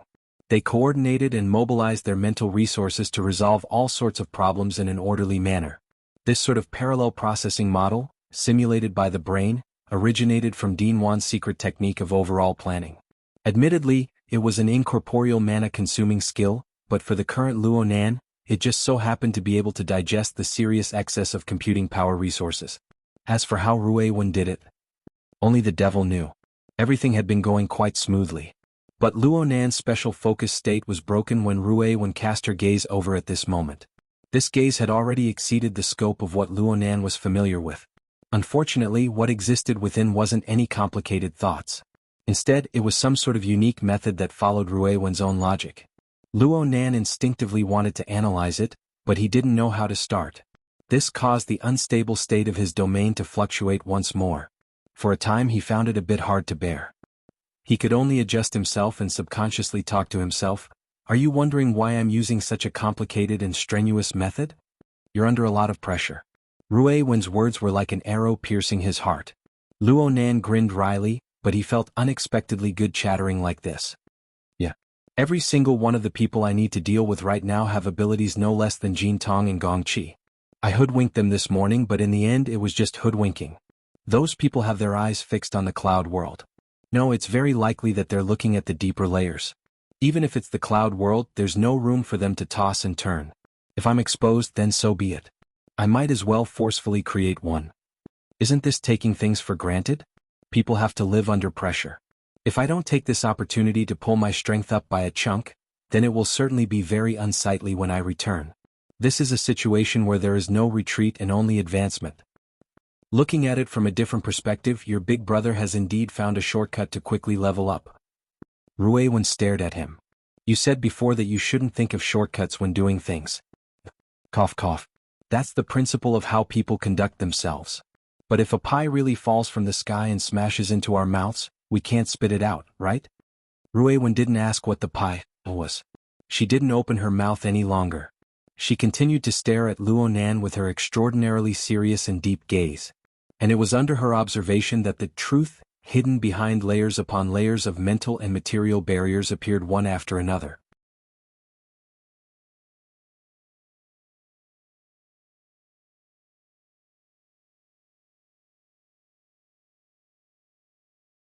Chapter 880. Why was it that meat pies fell from the sky? It was fine to just look at the lowest requirements. Of course, this was just a joke. The so-called lowest requirements weren't just specialization in space-time configuration and level 4 of the heaven stairway. It was just like how the simulator wasn't just a simulator in the traditional sense. What is this? Ruewen asked. This was a matter of course. The interface that suddenly popped up in the information window was filled with alien characters. Anyone would be confused. Luo Nan had said before that he needed Ruewen to understand more about the situation, so there was no need to hide anything. At most, he would omit a few details that would take a lot of effort to explain. You can think of it as the inheritance my parents left behind. Oh no. One of the precious treasures they left behind. Of course, it also belonged to my grandfather. Remember what I told you before? There are many traces on our planet that belong to a certain or even multiple advanced civilizations. Looking at it from the current situation, even though grandfather and mom and dad can't be considered true pioneers, they are extremely powerful discoverers and translators. They excavated many resources that originated from advanced civilizations and transformed them into resources that we can use. The tree-hole space we're in is like this. The mist maze that hasn't been successfully developed is like this. The virtual brain system you see right now is also like this. You can't understand the characters on it, right? There's nothing I can do about it. It's an alien language. Speaking of which, the virtual brain system is far too complex. I haven't completely understood it yet, so I won't go into details for now. Right now, all you need to know is that I just activated a new function from within. It's extremely useful for the current situation. Ruewen was the best listener. She didn't utter a single word during Luo Nan's long speech. She just listened attentively and watched attentively. It was as if Luo Nan was the only person in the world. There was no need to doubt that she would miss a single shred of information. Luo Nan gestured to Ruewen to shift her gaze from his face to the projection area. The virtual brain interface. The central virtual brain galaxy had a structure of millions and millions of stars. It was very complex and dazzling. The outer satellites, especially the exoskeleton system that represented personal equipment, also involved many layers of explanation. Luo Nan just skimmed over them. Luo Nan's fingertips and Ruewen's line of sight finally fell upon another satellite, which was the outer space flying ship. A few days ago, the lonely, dark body of the starship had simply circled around the central virtual brain galaxy, in silence. No matter how hard it was stimulated, there was no response.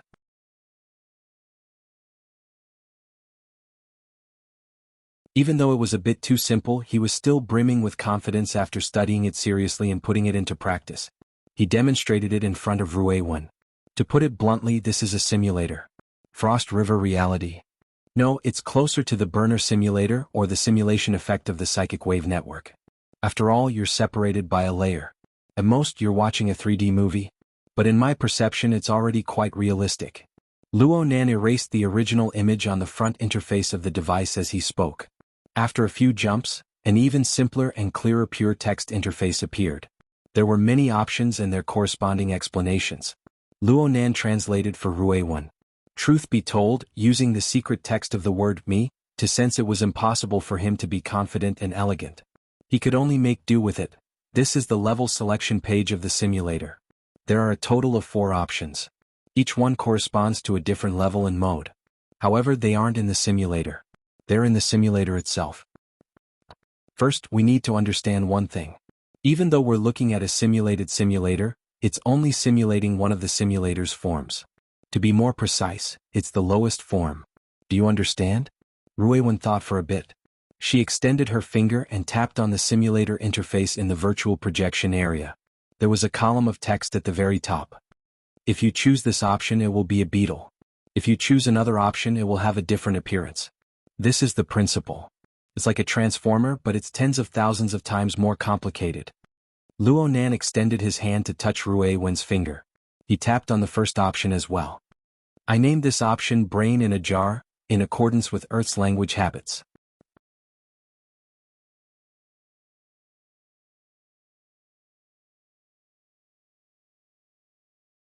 It wasn't easy for me to achieve a balance, but that was only an approximate solution in an ideal situation. It's just like the mathematics questions you're learning now.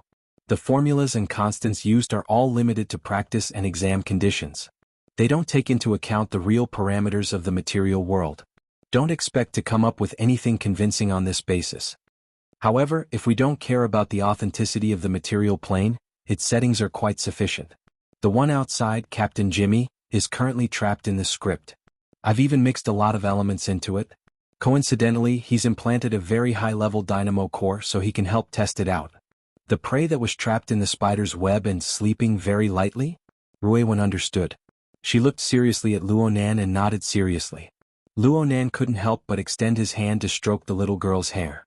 He enjoyed the smooth sensation of her hair, and at the same time, he justified himself. The current situation is much better. I can utilize an extremely abundant amount of computing power resources. I can optimize things from before. But it's still a domain after all. I can casually optimize and reorganize it. If something goes wrong, I won't even have time to cry. That's why I need to find a simulator first. The circle outside, aside from being used to deceive people, is also used for this purpose. Oh, low-end ones won't do. Let's continue. Luo Nan didn't linger on this topic. His fingertips repositioned the front interface and slid down to the second topic. Let's call this topic Space-Time Fault, for the time being if we translate it. The materials used for this simulator are quite high-end. I still don't really understand it and I can't translate it well. It's probably called Space-Time Silhouette? But we have a ready-made example. Do you still remember? You were sleeping at the time, but you should have heard many people talk about it. It's President Ouyang's logic world. Ruiwen nodded slightly. She really did hear people talk about it. At the time, Ouyang Chen intercepted a certain crowded commercial center area of Xia City. He drew a boundary, separated space and time, and formed a world of his own. In one fell swoop, ability users and ordinary citizens were separated, and he thwarted the terrifying actions of a crazy first ablatum of the Order of Justice. Although the enemy Ouyang Chen dealt with at the time couldn't be considered a true powerhouse, this sort of method was still one of the most astonishing and absolutely brilliant performances since the era of distortion. Let's say, all streams return to the origin. President Ouyang's logic world can be said to echo with a simulator of this level. Even though the specific methods and applications are different, the core train of thought is relatively the same. It mainly targets the structure of space and time itself.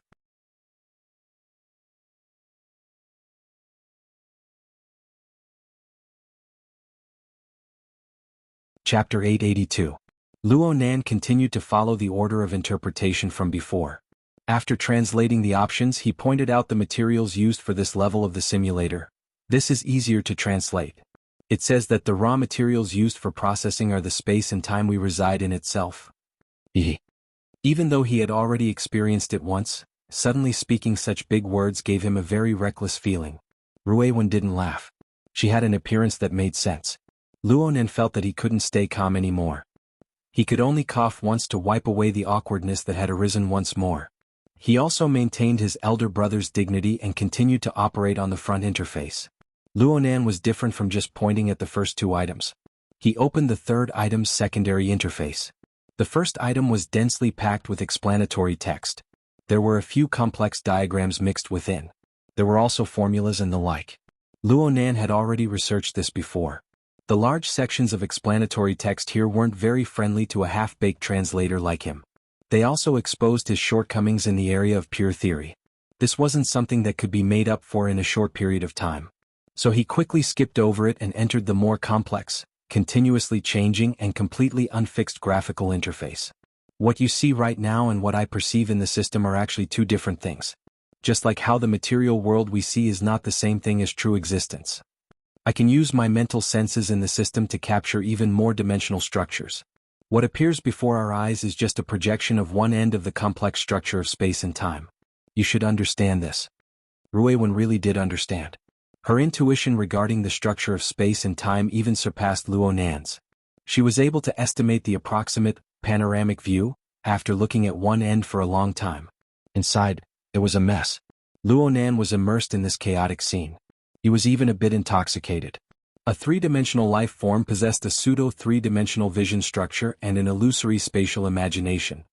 Only a character like Luonan, who possessed an extremely powerful mental sensibility, could view the structure of space and time with this material foundation. The more he could do it, the more he could feel the endless mysteries and beauty within. A direct observation of the structure of space and time. Just this sort of simulation is already a huge gain. Luonan's attainments in the configuration of space and time could already be applied to actual combat. He had gone through the 100-year sequence and the additional questions to verify that he had indeed reached a considerable level. However, the anatomical diagram, presented in the simulator, was still quite shocking. Every time he observed and sensed it, he would have a brand new experience. In comparison, the real local space and time was so vast that there was no end to it. The mist maze, on the other hand, was too broken. That was just a simulation. What kind of splendid scene would it be if the real space and time were dissected into this?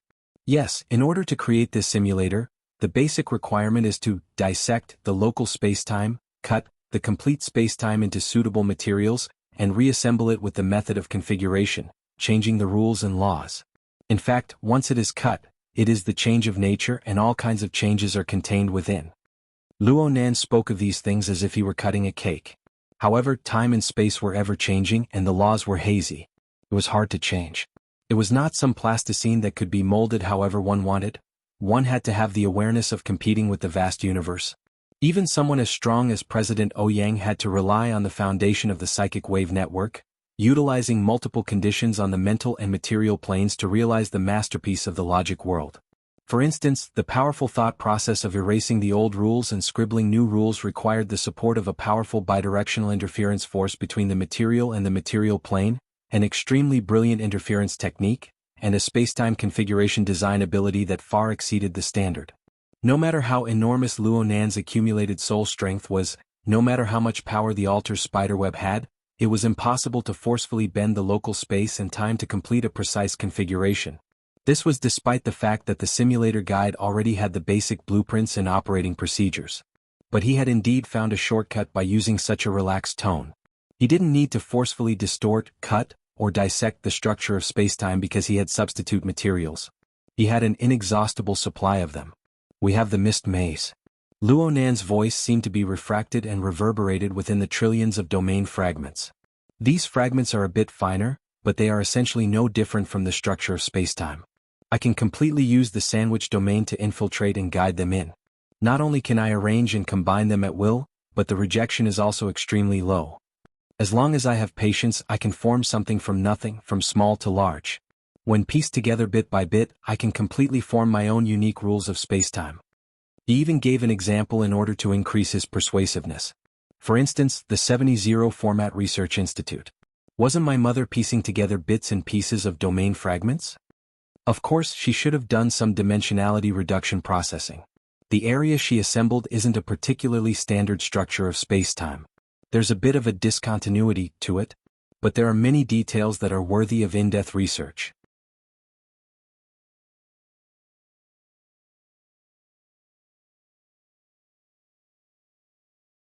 Chapter 883.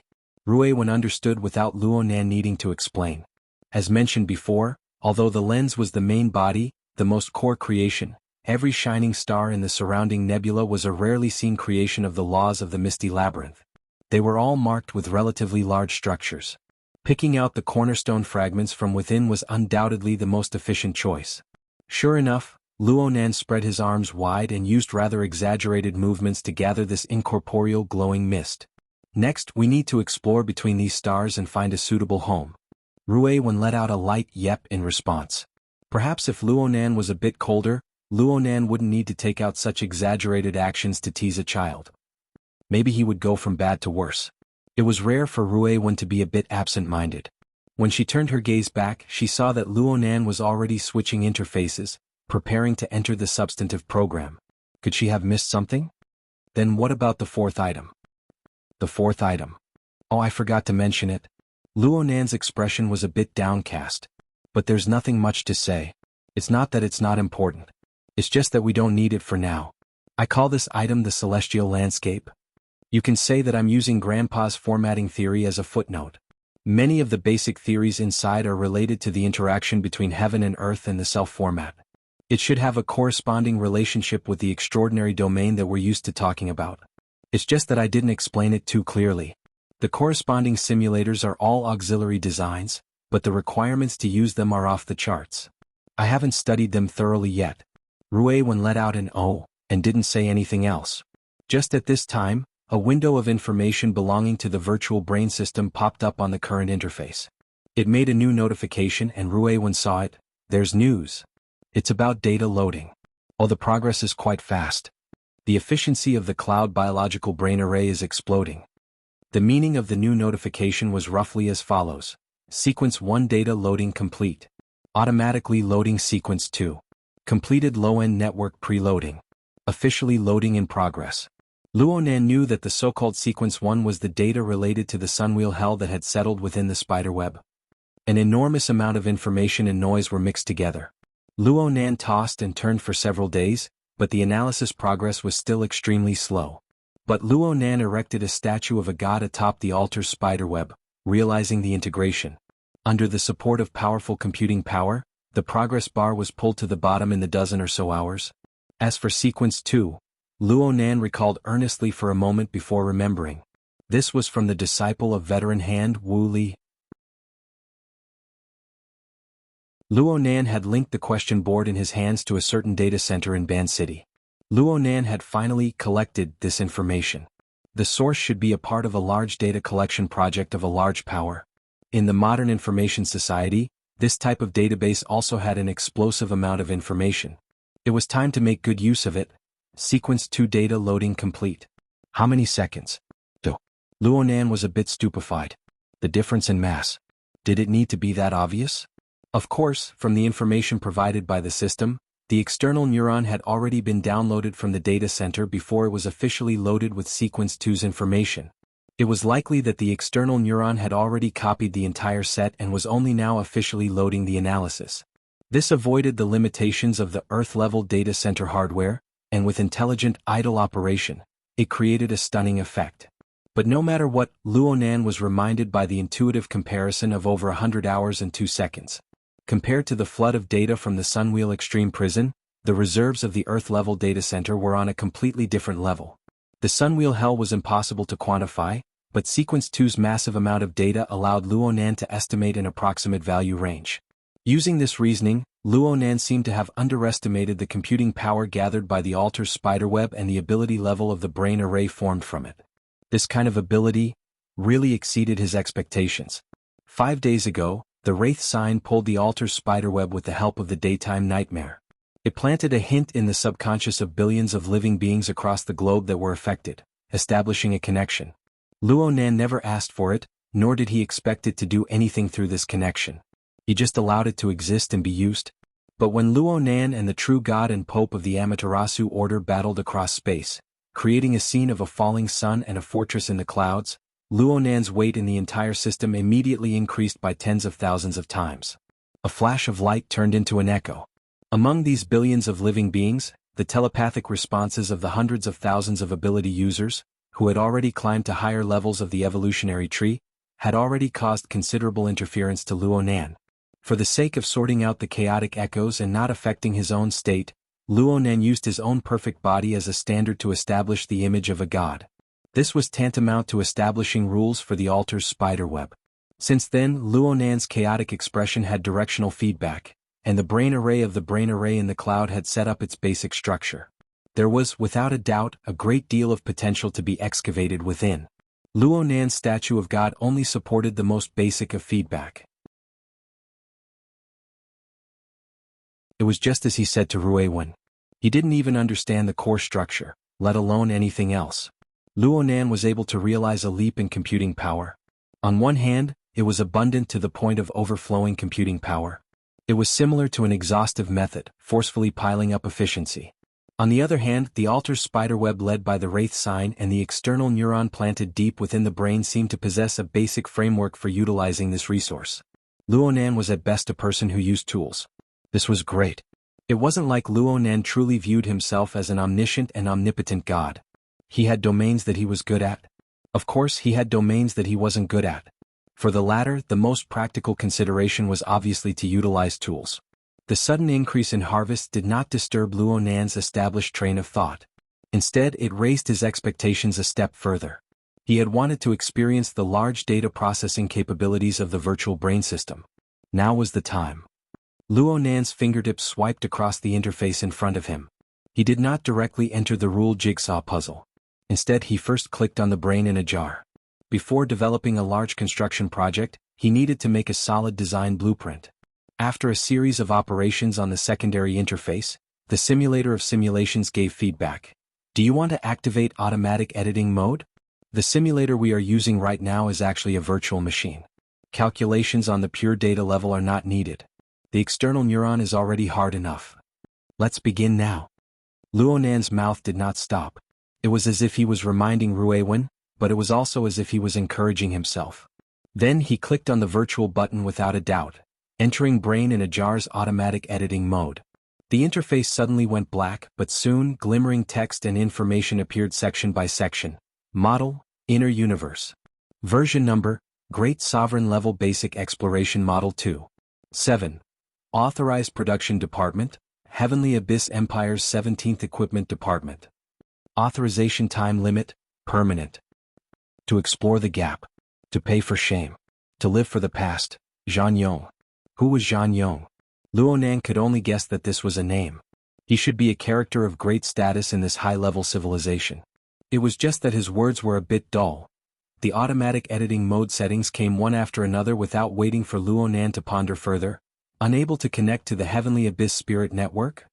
A valid data source has been discovered.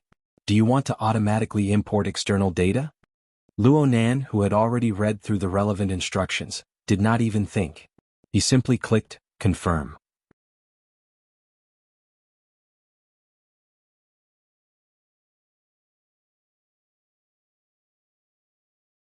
The current situation is intermittent, but there are still signals coming through.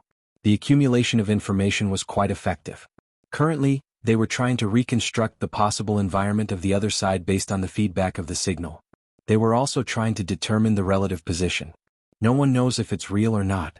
At the end of the day, distinguishing between the real and the fake is the most important thing.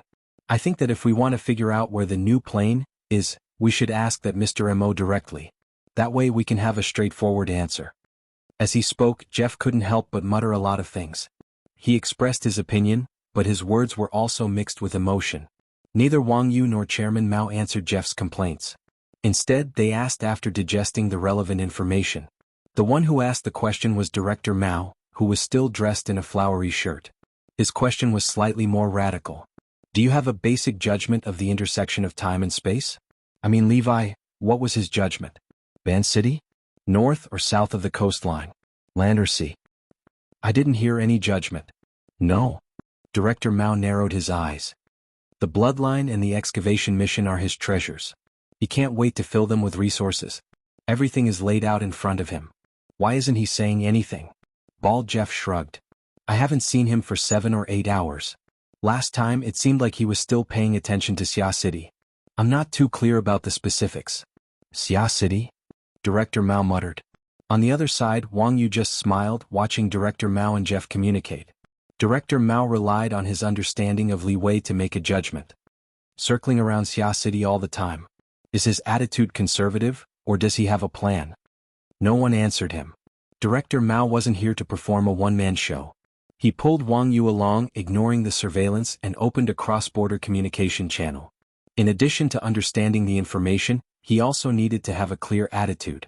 So he suddenly changed the topic. He didn't even care about the awkwardness. Speaking of having a plan, Wang Yu, you're taking your time.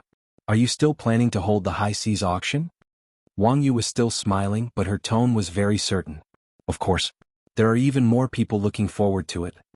Really? Mr. Mo can't figure it out. From Luonan's perspective, there might be unexpected harvests. Quite a few people think so. Luonan, it's time to mull things over. Also, Director Mao, your extraordinary conference played beautifully with the adjournment, but it stifled people quite badly. I heard that quite a few people believe that the conference will resume on the day of the auction. They can invite the parties involved to have a detailed discussion face-to-face. Perhaps they can reach an agreement on cooperation on the spot. Director Mao laughed. It's also possible that a world war will break out on the spot. That's why it's in the high seas region. No. It's too close to my vacation island. Wang Yu made small talk. This is a major event related to the new plane. Director Mao, it's unjustifiable for you to hold the idea of staying out of it. It seemed like a casual conversation, but it involved an extremely serious core. As for how serious it was, the two people participating in the conversation had different understandings. Director Mao also made small talk. He led the change of topic. Speaking of the new plane, there's also Xia City. I've reminded you. There's a matter. Oh. Wang Yu maintained her smile. A sudden inspiration would not appear so openly in this kind of conversational setting. The other party must be referring to something. Sure enough, Director Mao soon snapped his fingers. Your side recently funded a research project. I think it's called something called Comparison of Aberrant Ecology. The preliminary conclusion is quite eye-catching. Aberrant ecology? Wang Yu pondered for a moment and nodded. There's something like that. However, I'm just one of the natural sponsors. I'm a private investor. On the other hand, Quantum Corporation is the institutional sponsor. The ratio is quite impressive. I'm not sure about that. Why don't you tell me about it? Wang Yu's smile deepened. The specific content is a comparative study of the ecology of the volcanic region southwest of Spring City and the wilderness surrounding Xia City. The research itself is fine, but the most eye-catching part is that a bold conjecture was made on the basis of the research. I'm not sure if the conjecture can be verified or not, but it's very much in line with my common sense and aesthetics. It's just as the beautiful lady who gave the report said. A giant wheel, has rolled over the space-time we are in. The rear wheel is in Spring City. The front wheel, Xia City, has already heard the sound of thunder.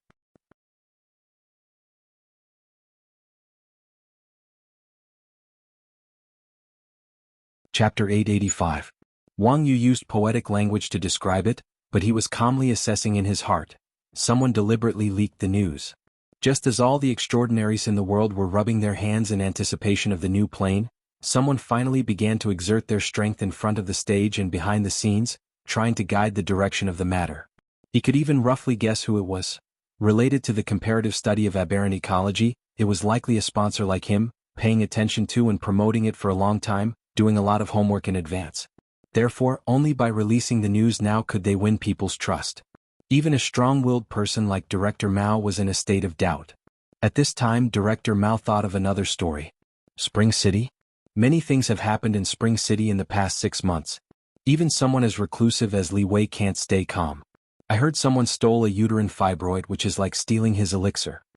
Wang Yu simply answered, I've heard of it. That seems to be where Jin Buhuan perished. To be precise, it's the southwest volcanic area. It's a few hundred kilometers away and it's just missing. A sensitive area. Director Mao stared at Wang Yu and Wang Yu looked back at Director Mao. They were both pondering each other's thoughts. In the end, Director Mao got straight to the point. Speaking of which, Luo Yuandao's laboratory is very close to that place. That's always been their active area? It seems that young Master Wang already has a direction?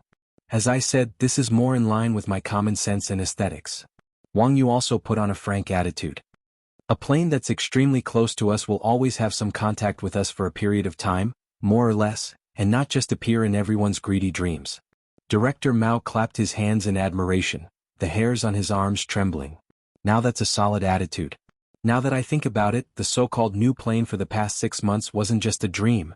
So, what does young Master Wang plan to do next? Cooperation. Cooperation that can quickly get results. Wang Yu looked like he knew everything. Director Mao, UO and Quantum Corporation, what are your considerations? Considerations? Are you talking about those greedy shareholders or the brain-dead board of directors? After a pause, separated by a distance of several thousand kilometers, the two looked at each other and laughed. There was no other reason than that these two people, or at least the two parties involved, were both brain-dead members of Quantum Corporation's board of directors. The equity structure of a public company such as Quantum Corporation was far too complicated, and it had to be complicated. It was one of the largest organizations in the world, and it was distributed in the hands of thousands of large and small institutions, as well as countless private investors. Even if 88 isolated cities floating on the Earth's crust were a little strenuous to support a globalized environment, political, economic, military, and historical factors had determined that such an attitude was necessary. Of course, the result of the complicated equity structure was that the leading power of the board of directors was greatly increased. External directors with huge connections and influence as representatives of various forces entered the board of directors, forming a kind of loose interest group, harmonious but different, fighting but not breaking. Of course, the board of directors had also been renewed and replaced over the past few decades. In the end, those who were seriously unsociable were eliminated and a relatively stable governance structure was formed. Quantum Holdings definitely had a basic standpoint. Even if it was vague, it would always stand firmly on the side of the world's advantageous side, steadily seizing the benefits. With a successful example before them, Director Mao and Wang Yu brought up the discussion mode of Quantum Corporation's board of directors. Cooperation is the correct choice. Everyone here isn't a child protecting their food. As long as there is compromise, there will be a basis for cooperation. As long as the first step is taken, there will be a first step. Even if it's a deliberate lie, there will always be elements of truth within. But many people think highly of themselves and prefer to settle things in one step. There are also people who don't recognize the logic of adults. Having said this, Director Mao recalled a certain piece of information. There really is a child among the collaborators. And quite a few intelligence agencies believe that he has a tendency that isn't too good. Regardless of whether Wang Yu knew or not, she had to put on an interested attitude. You're talking about Luo Nan, right? What do you mean? It said that this person, Luo Nan, has a tendency of thinking that makes simple problems complicated and complex problems modular. He hopes to be able to use a kind of universal solution to solve these types of problems. This doesn't conform to the reality of doing things and bugs will frequently appear. But we have to pay attention to one possibility. With his talent and special ability, he really can find a kind of universal solution in the vast majority of situations. Even if it's only universal to him. If this is the case, then it will be quite troublesome. A capricious theorist. The kind that can distort reality. Wang Yu concluded. Then she laughed. Generally speaking, this kind of person often ends up being kicked out of the board of directors. But that also requires a period of running in and confirmation. Before that, I have to lure them in first. This is the way I like to handle things. Me too. Bald Jeff listened to these topics full of ambiguity, misdirection, and hints. He couldn't help but yawn. There was no doubt that the two people in the current conversation had deliberately mixed too much noise into their semantic information. Matters that could have been clearly explained had to be packaged into encrypted data packets, using experience and logic to guess and analyze. Their goal was to use the smallest price to pry for the greatest benefit. They were already people with wealth that could rival a country. Was there any point in doing this? Bald Jeff once again gave a thumbs up for his career choice. At this time, the latest news from the analysis room was transmitted. He raised his hand. There's a new situation over there. I'm going back. There's a change? There's one more set of data that needs to be analyzed. Preliminary judgment is that it involves the authority request of Jimmy's internal dynamo core, MD11 type. It's related to information retrieval. It's not a small discovery. Seeing the reaction of the two, Bald Jeff quickly understood and explained, in layman's terms, we have reason to suspect that Jimmy is in an area with a relatively complex external environment. Its built-in database is no longer able to adapt to the relevant elements of the scene. Therefore, according to the corresponding mechanism, it will automatically request information support from the Apocalypse Array.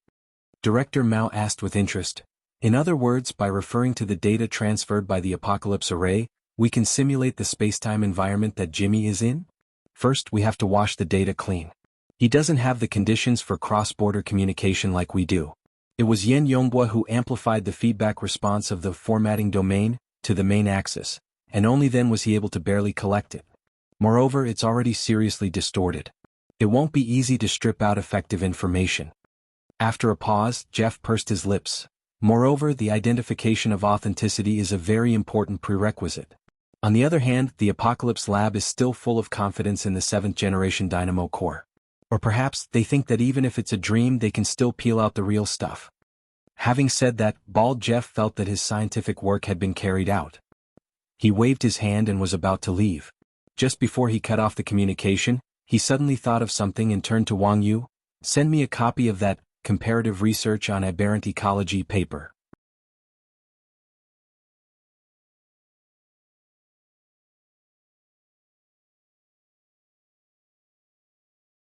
But if the little girl was too reckless and something really happened to her, he wouldn't be able to redeem himself even if he died 10,000 times.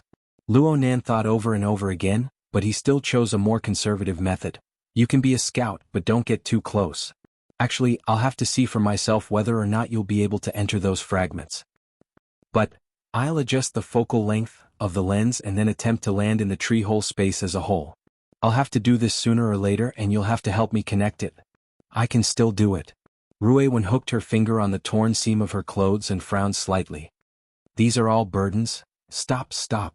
Luo Nan was afraid that Ruiwen would be in a bad mood and simply tear off her clothes.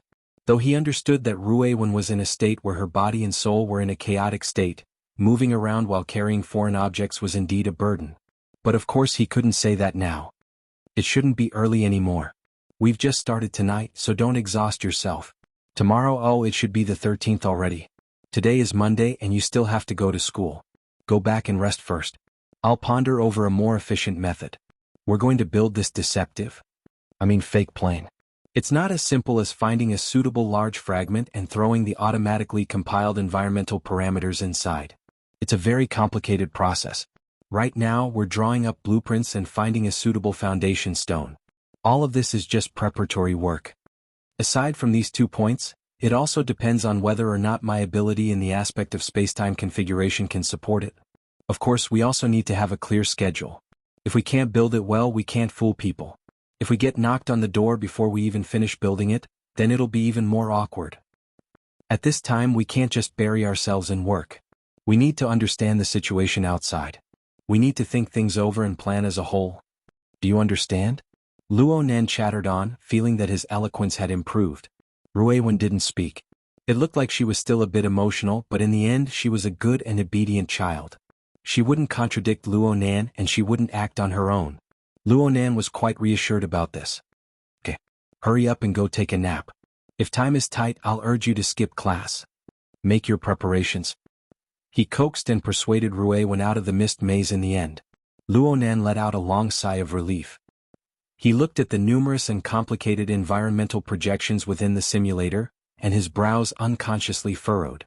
The words he said just now weren't completely coaxing her. They were all based on facts. He really did need to properly organize his thoughts and make a choice at this time. Luo Nan retreated from the mist maze with this thought. He tore a crack in his own sandwich domain and accurately entered the lower-level main cabin of the luxurious yacht by the shore of Northern Mountain Lake. Luo Nan most likely wouldn't have been able to do this before tonight. In the highly warped environment of space and time, Luo Nan wouldn't have been able to casually jump across worlds without establishing an anchor point in advance. Perhaps he would have been flung into outer space in a flash. Therefore, whether it was when he arrived at Ban City or when he killed Gong Chi, he needed to set up an anchor point in advance to ensure precision. He also needed to borrow some external force to guide him. As for the current situation, he could already see Rue Wen's back. Forget it. He was still far from it. Right now, the luxurious yacht was completely covered by Luonan's sandwich domain. Space and time were warped, and external objects were concealed. Even a character like the Pope of 100 Conversions was unable to forcefully pry through the reality of this place. Unless they wanted to fight with real swords and guns. Although the people on the yacht were in a dangerous situation, the pressure they endured was much less than it was yesterday morning. Lu and Snake Tongue had been on standby this entire time. They stood up at the same time by chance when they saw Luonan stride through space. Luonan gestured to the two of them, telling them to calm down a bit. At the same time, he separated a strand of his mind to traverse a distance of over 1,000 kilometers to establish contact with the communication wristband placed in the underground base of Gear on the north bank. Finding Hiyuan to understand the situation was the correct choice. However, he was drowned in an unending stream of notifications the moment he established contact with the wristband. You have a friend request. You have a friend. You have a friend. You have... Several dozen, over 100 friend requests flew over like snowflakes. With a single glance, Luonan could tell that they were all powerful people with illustrious reputations. However, no matter how great their reputations were, they were all overdone when piled together. Instead, the few notifications sandwiched in between the friend requests were quite eye-catching. According to the Special Citizen Protection Regulations, your guardian Luo Shuqing's social privileges have been raised to A+ rank. According to the Special Citizen Protection Regulations, your guardian Mo Haihong's social privileges have been raised to A+ rank. Your relative Mo Ya? Your relative Mo Peng? Luonan's eyelids twitched 3 times as he looked at these notification messages.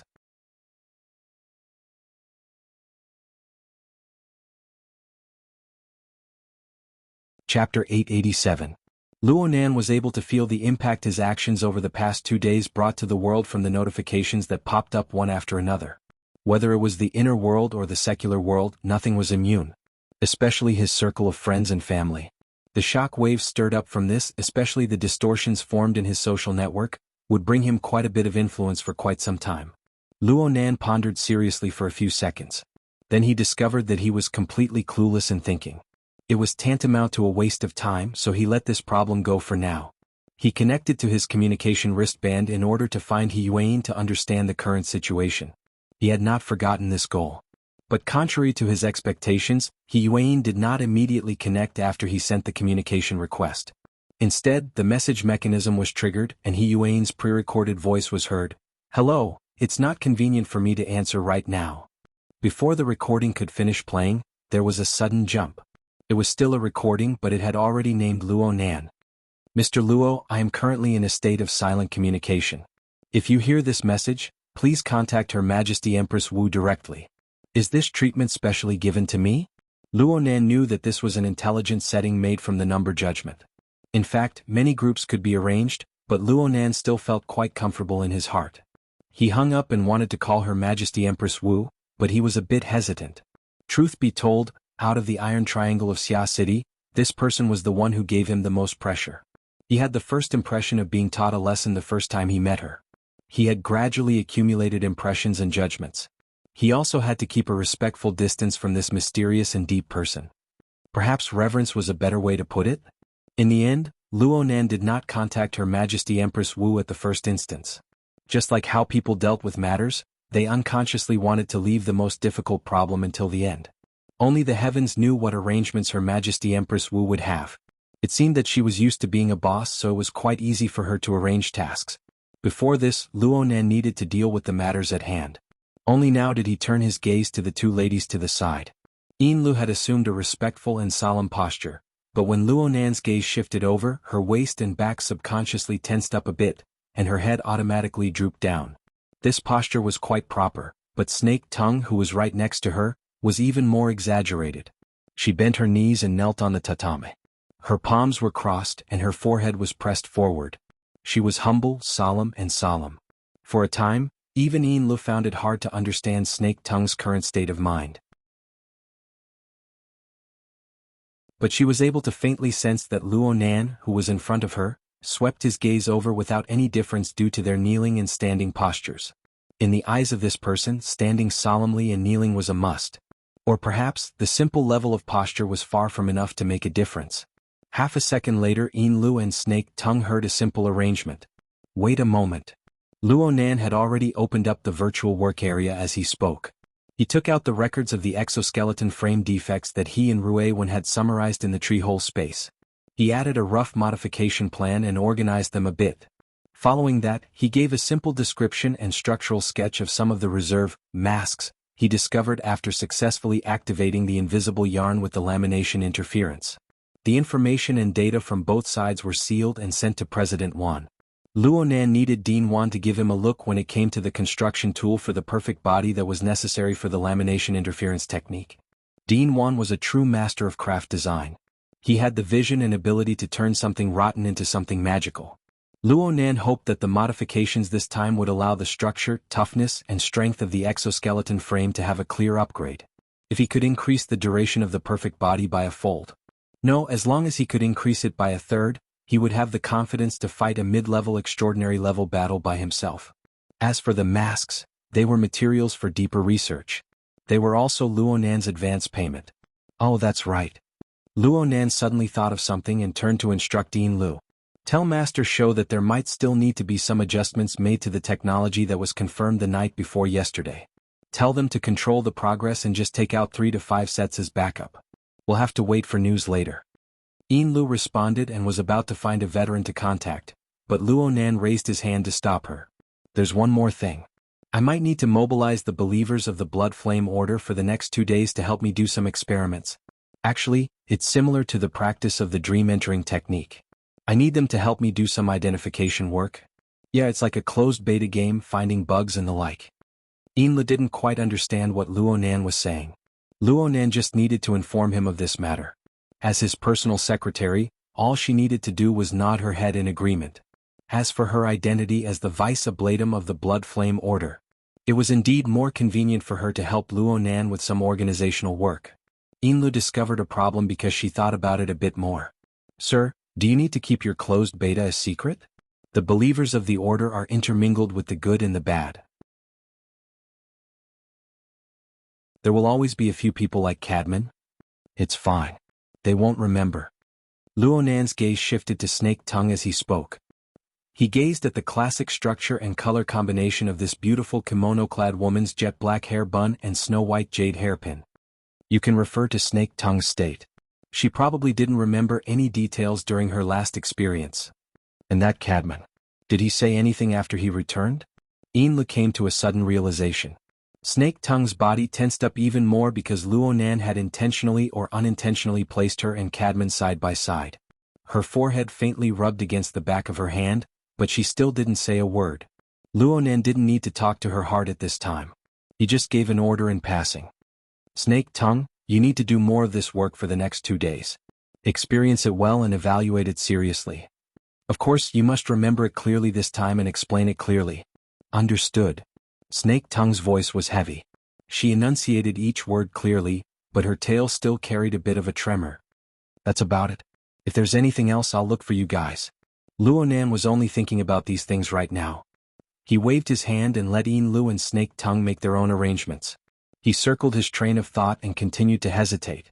Should he give Her Majesty Empress Wu a call? Perhaps he should beat around the bush a bit? Luonan's thoughts spun, and he subconsciously used the hexayear to enter the psychic wave network. He entered his friend group, which he hadn't spoken in a while. There was a group of friends from the Xia City branch, especially Zhang Yingying, Her Majesty Empress Wu's trusted aide and informant. Well, the group was unexpectedly lively today. It seemed that a newcomer had just been introduced. It was done by Zhang Yingying. I'm borrowing your precious land to post an advertisement. May 14th, Acumen College's Great Auditorium, Conference Room 3. 2 professors, Wu Zuanliang and Ding Jing, will be presenting an academic report on the interference and comparative study of suspected planar pollution sources. Experts, scholars, and people interested in the ecology of the wilderness and planar research are invited to participate and support. This is just a small token of my appreciation. Little sister, many blessings. Then a large red packet popped up on the chat interface.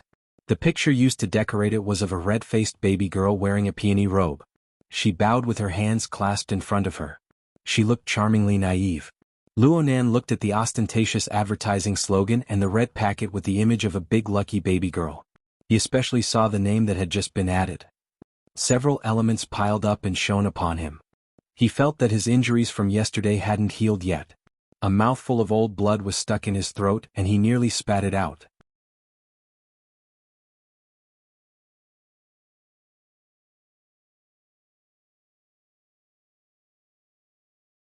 Chapter 888. Let's not talk about the thoughts of a certain guy who was spying on us. In this small chat group, many experienced players had already honked their horns in greeting and warmly welcomed the arrival of the new beauty. Octopus that doesn't produce knockout drugs. Little girl, you're very smart. Now all you're missing is a selfie. Paper doll, the advertisement isn't official. What's the exact time? Contact information? Please give me your number, we can talk privately. Moral standard rising higher. Personal friend list is open, please add me as a friend. The privacy protection of a newbie is a bit too much, please give me some pointers. Occasionally, some serious people, such as Shuele, who logged in with his real name, would honestly express his opinion. The frequency of new planes has been quite high these days. Even the mortal world is involved in this? The Deep Blue World documentary is about to be screened. Cat Eyes released a promotional poster. The main color of the poster was dark blue, and it presented a silent and gloomy scene of the seabed. Crag burst, it's most likely just a PowerPoint presentation. There's no sign at all. It's good that it's affected. Zhang Yingying continued to support her colleagues. Since the newcomer is acting cute, if you have time, go and support him. If you don't have time, go and support him. As expected, it was Peony. As expected, she was deliberately acting cute. The diving Luonan chuckled twice.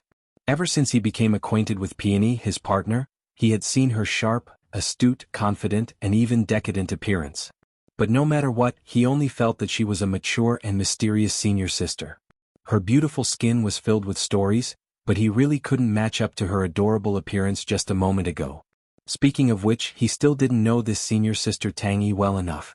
As he sighed, Luonan subconsciously sent a sweating emoji to the group. In the next second, the group of a few dozen people was completely shaken. Oh my god. Zhang Yingying only had time to send out this one sentence before a series of emoticons flooded in. From the simplest ors to the most complicated emoticons, there were also emoticons that were full of worship.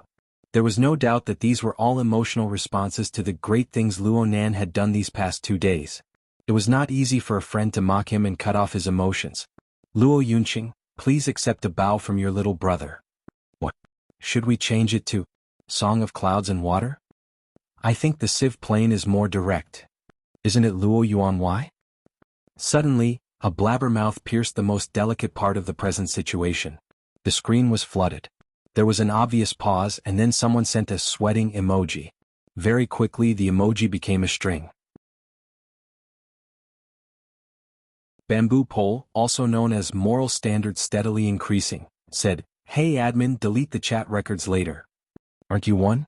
Then should I delete it now? Go. The group of people joked around and managed to smooth things over. Actually, Luonan really didn't care much about it. His new nickname and his new appearance of Mr. Mo were also fine. They were originally meant for people to talk about. That kind of nonsensical state was also something that could only be supported or broken by one or two scattered pieces of so-called evidence.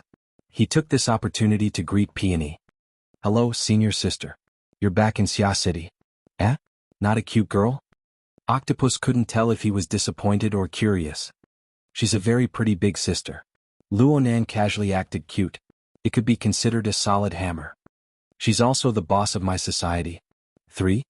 It was only now that Xie Junping, who had just joined the group a few days ago, finally confirmed the identity of the newcomer.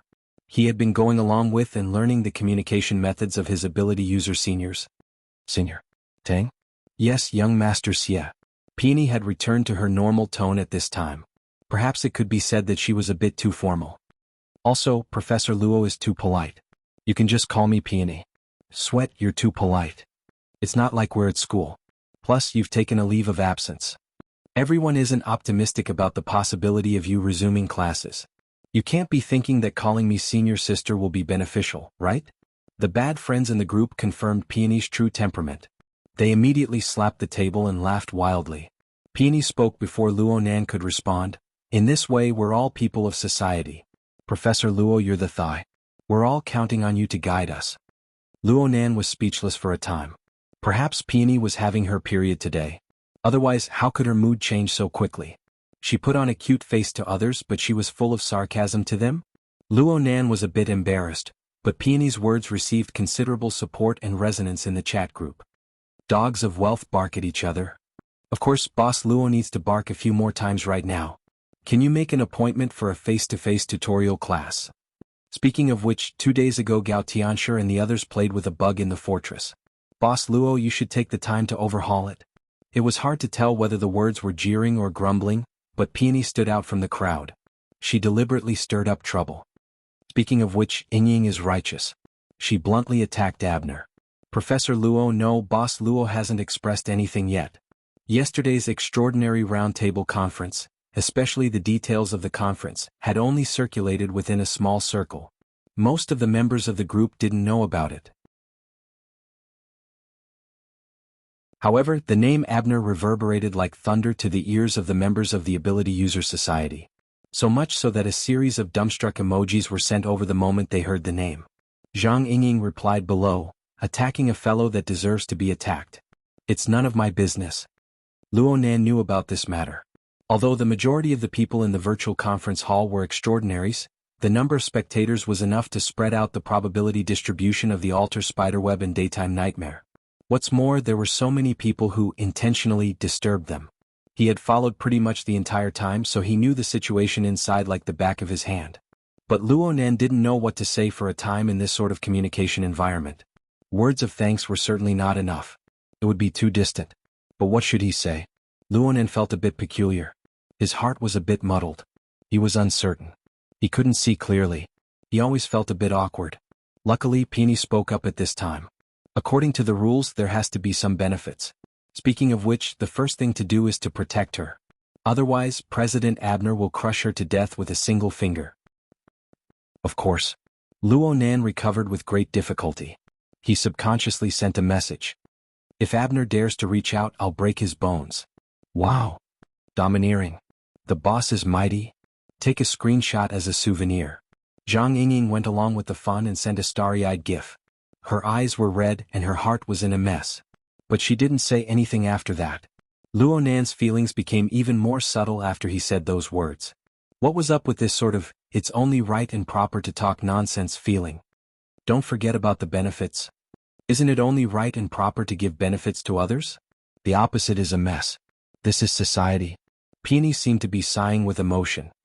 Think about it. These words are said to a true God. You want to give them benefits, give them rewards and so on? Is this a bribe or an insult?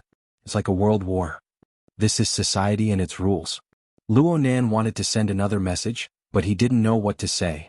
The subtle feelings in his heart continued to grow, and he seemed to understand something. Was this Peony's idea? Or was it her boss' idea? In the end, he didn't chat too much in the group. He found Her Majesty Empress Wu's contact information while harboring complex and subtle feelings. The call connected within a few seconds. Literature Hall.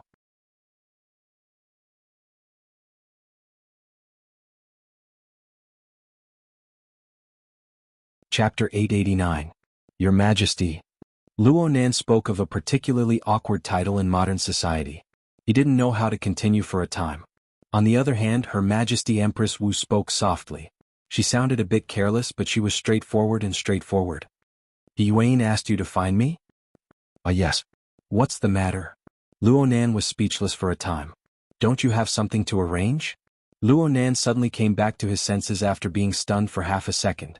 Speaking of which, he really did have something to discuss with Her Majesty Empress Wu. At the very least, Her Majesty Empress Wu and President Ouyang had given him firm support during the extraordinary roundtable conference. He had to express his thanks. That Luo Nan's words had just begun when he got stuck. It was all Peony's fault. She spoke in a weird tone in the chat group. He didn't know what to say. Fortunately, Her Majesty Empress Wu followed up. Is it about going to D-City tomorrow? Oh, that's right. Though it was a bit different from Luo Nan's original intentions, it was good to cut in from here. He took advantage of the situation and said, Sister Yuan mentioned that Your Majesty will go to the outer seas of Ban City to cover my departure. I haven't even thanked her yet. However, the situation has changed from before. Your Majesty doesn't need to go there anymore. What I mean is that you don't need me anymore. No, I don't mean that. Traveling with your Majesty is naturally excellent. Perhaps it was because the first impression was too deep, but Her Majesty Empress Wu's soft and lazy voice always made Luo Nan think of the gentle and refined image of a woman with a scroll in her hand. To be more precise, she was like a female teacher, the kind that taught language or history. And this image was interwoven with the warm afternoon sunlight and the lingering sleepiness.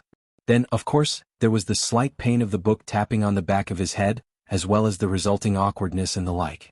Of course, all of this was just a figment of Luo Nan's imagination.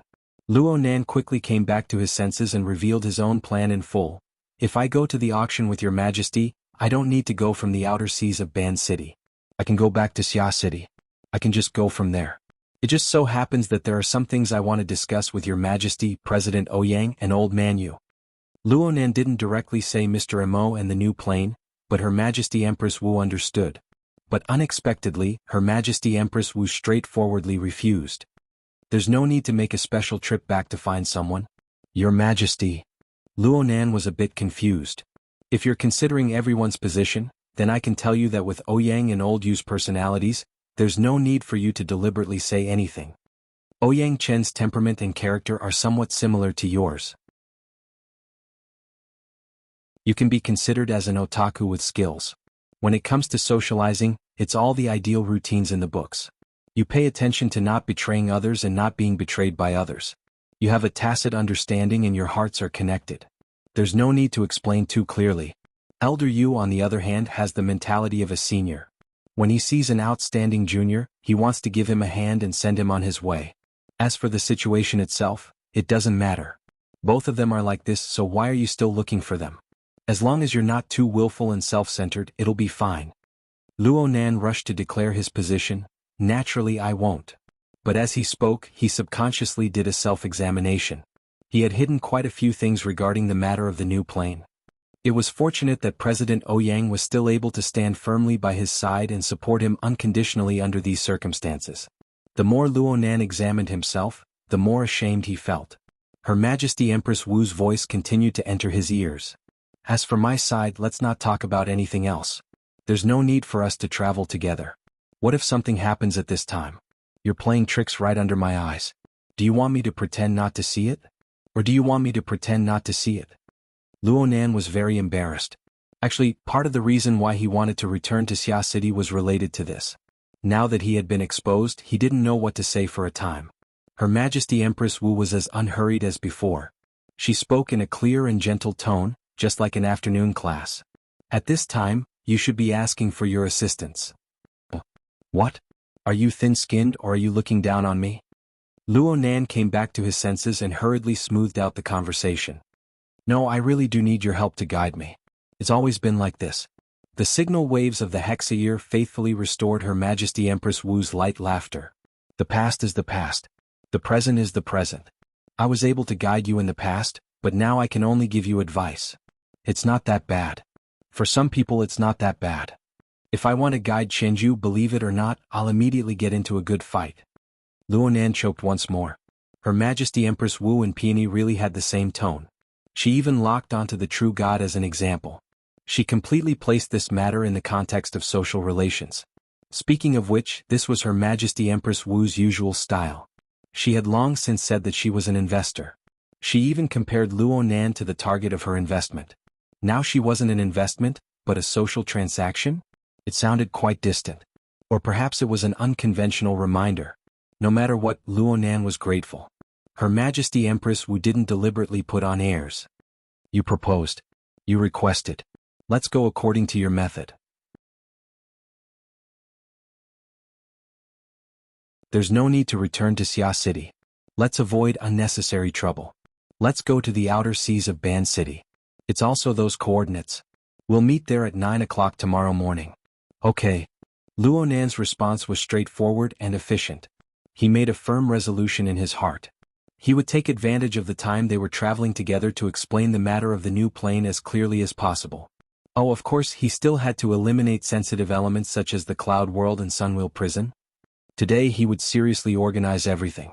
Even if he didn't meet face-to-face with President Ouyang and the others, he would still have to provide some relevant information. The information he gave to Dean Wan was quite suitable. Of course, he also needed to find a more appropriate entry point. Luo Nan thought deeply and his mind wandered a bit. He suddenly heard Her Majesty Empress Wu call out to him. Luo Nan. I'm very grateful. Luo Nan was just short of sending his ignorant face to Xia City. Think about 100 gathering in Chenju. Think about the many people of the past 2 days. I really am grateful just now. But be careful of schizophrenia. Luo Nan opened his mouth, but in the end he didn't make a sound. He also felt that while they were both extraordinaries, facing the martial empress and facing the pope and a true god were two completely different situations. This could barely be called the difference between friend and foe, the difference between inside and outside. Her Majesty Empress Wu continued to speak softly. The next few days should be relatively calm. There will be a few tacit understandings due to the involvement of many parties. Even if 100 gathering in Chenju are unscrupulous characters, they won't go so far as to disturb us excessively. But no matter how calm it is, the day of the auction will reveal the dagger. You must be prepared. Luo Nan actually calmed down when it came to this topic. He responded softly, I understand. Many thanks, Your Majesty.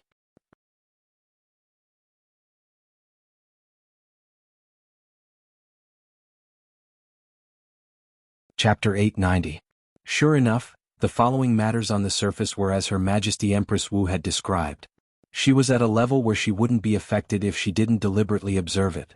However, it was unknown how many bubbles were changing and dying in the depths of this seemingly slow state. It looked like the same body of water, but with the passage of time, it was likely to be different. Under such circumstances, it was Tuesday before they knew it. Today was May 14th. It was also the day Peony had released an advertisement. 2 experts in ecology would hold an academic lecture in Acumen College's great auditorium. Luo Nan certainly wouldn't be able to support them, but he had already obtained the relevant courseware and materials from Peony last night. He hurriedly studied it twice, feeling quite emotional. However, his main focus was still placed within the hazy and shattered misty labyrinth, as well as the virtual brain system that had continuously operated for over 30 hours in the inner universe. Within the misty labyrinth, Rue Wen's search and the observation of the lens had already made some progress. As for the inner universe, this simulator relied on the external neuron structure and Luo Nan's formidable computing power to simulate it. Using the brain in a jar mode, it imported a huge amount of external data and executed an extremely complex automatic editing process. Up until now, there was still no definite outcome. This didn't mean that the automatic editing process was a mess. In fact, the results produced by the simulator at this stage were already quite impressive. Impressive to the point that it was a bit excessive. Right now, the virtual work area in front of Luo Nan reflected a dark red glowing mist. Hundreds and thousands of specks of light were scattered within. At first glance, it looked like a nebula in the depths of the universe. It was a bit similar to the scene reflected by the lens. But there was a fundamental difference between the two. The nebula scene produced by the lens was a combing and mapping of the complex and deep misty labyrinth. It embodied the result of simplifying the complex. It was just that it was embodied in an intuitive manner in the end. It was roughly equivalent to a slideshow. But this dark red nebula simulated by the inner universe didn't have any simplifications. It was the direct result of the simulated spacetime structure rendered by the brain in a jar mode. The rigorous core and the complex structure had already far exceeded Luo Nan's imagination. What he had originally conceived was just a so-called plane that he had pieced together by hand. It was nothing more than that. His target of reference was the Format 70 Research Institute created by his mother and the cloud world. He could probably play around with some fancy spacetime distortions between the two. It would be fine as long as it looked larger. But this dark red nebula, judging from the logic, parameters and results of the simulation, to truly replicate it in the real world, the diameter would need to be about 10 or 20 light years. That's right, the unit of measurement is light years. Moreover, this so-called nebula was not the same concept as what was taught in textbooks. It was definitely not just a cluster of interstellar gas and dust but the result of the interlacing, squeezing and twisting of multiple spacetime structures. Inside, there were star systems similar to the solar system, as well as spacetime interfaces of other dimensions. The maze of mist collided with the space of Earth, and the broken pieces and rules interweaved to form a world of clouds. Such examples were everywhere in the dark red nebula. In the simulation results, A diameter of nearly 20 light-years showed thousands of relatively complete but completely different spacetime environments. They were not only distributed by the simple structure of planets and space distance but also interfered and segmented through the complicated multiple spacetime structures, creating all kinds of astounding independent spaces. Some were stable, some were agitated, and some were chaotic areas that were changing rapidly. There were quite a few of them that even exceeded Luonan's perception and impression of spacetime environments. He was dazzled looking at them, but they did not exceed the basic theory of spacetime configuration. The more he observed and pondered in depth, the more he gained new insights and comprehensions towards the usage of spacetime structures and the laws of change. Such a simulation probably already used the imported data to analyze and utilize it to the pinnacle. Then again, what kind of data and simulator framework could be used to create such a scalp-numbing complex spacetime structure? This was not a simple image. Whether it was macroscopic or partial, there was some basic logic of spacetime configuration behind it. Even though the resolution of the spacetime configuration of the details was far from clear due to its vastness, the basic design could already be said to have no origin, no foundation. Luonan was extremely doubtful. Would such a simulation have enough computing power to string together all the supercomputers on Earth? No matter how mystical the external neuron was, no matter how abundant the computing power gathered by the alter spiderweb, it was impossible to have this kind of effect. It was to the point where he suddenly had a strange thought. Perhaps this was just a copy and decomposition of a certain real environment? Perhaps such a complex and chaotic spacetime region truly existed in the depths of the boundless universe.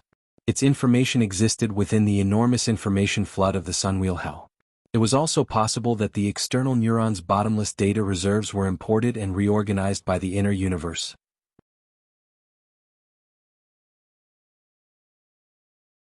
Otherwise, it would be impossible to explain how this grand, rigorous, warped, and absurd architectural blueprint was simulated. It was so realistic that it made one feel suspicious. In any case, the current simulation results and environment settings were already far too impressive. It was so impressive that Luonan did not know what to do with it. Clearly, it was impossible to forcefully stuff such a complex and grand environment into a spacetime fragment. If he forcefully did it, he would probably be unable to create a basic outline even when the heat of the universe died. He would have to make a choice from within. How should he choose? Should he extract a fragment from the corner and use it? As mentioned before, there were thousands upon thousands of complex spacetime structures here. Every piece had its origin, and each piece had its own specific reason for being formed. Even if it looked passable on the surface, it would immediately be full of flaws if one were to delve deeper into it. Well, even Luonan himself knew that he had sunk into a rut of pure technical thinking. It was rather hypocritical. Moreover, the most fundamental basis was the large-scale fragment that was suitable for operation. No matter how well the blueprint was drawn, it was meaningless if it could not be executed. But was there really no perfect plan? Luonan stared at the dark red nebula in a daze. Lu, dressed in a white-collared outfit, walked in cautiously and knelt by Luonan's side. Lu did not dare to make a sound and disturb Luonan. Instead, Luonan was reminded. He looked at the system time and saw that it was already 8:15. The appointed time with Her Majesty Empress Wu was about to arrive. According to the plan, he did not really have to go to D-City with Her Majesty Empress Wu, but he had to have a long talk with her during this time. He had to express his attitude and strive for her support. He could not be late no matter what. He could only temporarily separate himself from the confusion brought by the dark red nebula. He looked at Lu. What's the matter? Master Shou has already sent over 3 sets of exoskeleton frames. They're all version 2. Oh, bring them over. I still want to try them out. The so-called version 2 was the improved version that Luonan had proposed to the veteran before his conflict with the Amaterasu order combined with Dean Wan's suggestion. As for the version 3 that was adjusted according to the injuries of his entire body yesterday, it involved many technical issues. It was still being mulled over by Dean Wan, but it was certainly too late this time. In other words, Luonan had to take the risk of being injured a second time if he pushed the perfect body. In fact, his current injuries had yet to heal. Even though he had gone to Claw Island to recharge his batteries yesterday afternoon and repaired his body with the support of the night-level basic internal colonization biochemical reactor, he would not recover that quickly. Right now he was truly in a half-crippled state. He needed the assistance of a wheelchair. Equipping version 2 of the Ox Demon exoskeleton did not do his body any good. Lu had a rough idea of Luonan's current situation. But after a series of inconceivable changes, she was already used to acting according to Luo Nan's will. She had absolute confidence in him. Therefore she only replied with a yes, stood up again and brought in the 3 metal boxes that had already been sealed. During this time she glanced at the corner of the living room. Over there was the angle between the sliding door of the master bedroom and the inner wall of the ship. Snake Tongue was still in her traditional attire, silently kneeling. However, her body was already leaning against the corner. She was muddle-headed, her thoughts unknown. It was quite different from her usual proper bearing. There was nothing wrong with saying that she was unconscious. Luo Nan noticed Li's line of sight and casually explained, "She's lost." Li didn't quite understand. She only knew that Snake Tongue had been ordered by Luo Nan to do internal testing for his latest design. The Blood Flame Order's followers under the Blood Soul Temple system had the same mission. However, it seemed that Luo Nan's design had yet to truly land. The later batch had yet to officially join. Looking at Snake Tongue's current state and Luo Nan's own mood, the design and internal testing work were not progressing smoothly. She heard Luo Nan sigh just as she was thinking, "The map is too big. What should we do?" "Delimit the starting area. Then we need a plot thread to connect," Lu blurted out. In fact, Luo Nan's earlier words about the internal testing of the game had given her a strong first impression. She instinctively entered into her former professional domain. Back when she was the manager of the flagship store of Frost River Reality in Xia City, she had done quite a bit of research on large-scale game operations. Luo Nan was startled for a moment before he laughed. "You really think we're playing a game? You can't just write a plot thread." The Interverse Simulator really did have a plot design function. However, Luo Nan's understanding was that it should be more similar to the offline test questions from back then. It was similar to the setting and plot of an RTS game. It would design a large background and tactical goal, then create a difficult problem for the tester and so on. He wanted the simulator to create an RPG plot. Was he really developing a game? Plus, it was an intelligent editor under the mechanism of chaos. Only the heavens knew what sort of toy would come out of it. But he still had to give it a try, right? Let's not talk about anything else. It would be enough if he could unearth a novice village from within. It would be convenient to cut into this numerous and complicated world and facilitate the initial construction. The inspiration and train of thought that had just been activated made Luo Nan begin to consider the relevant possibilities. He asked Li seriously after a while, "Are there any ready-made game scripts and the like?"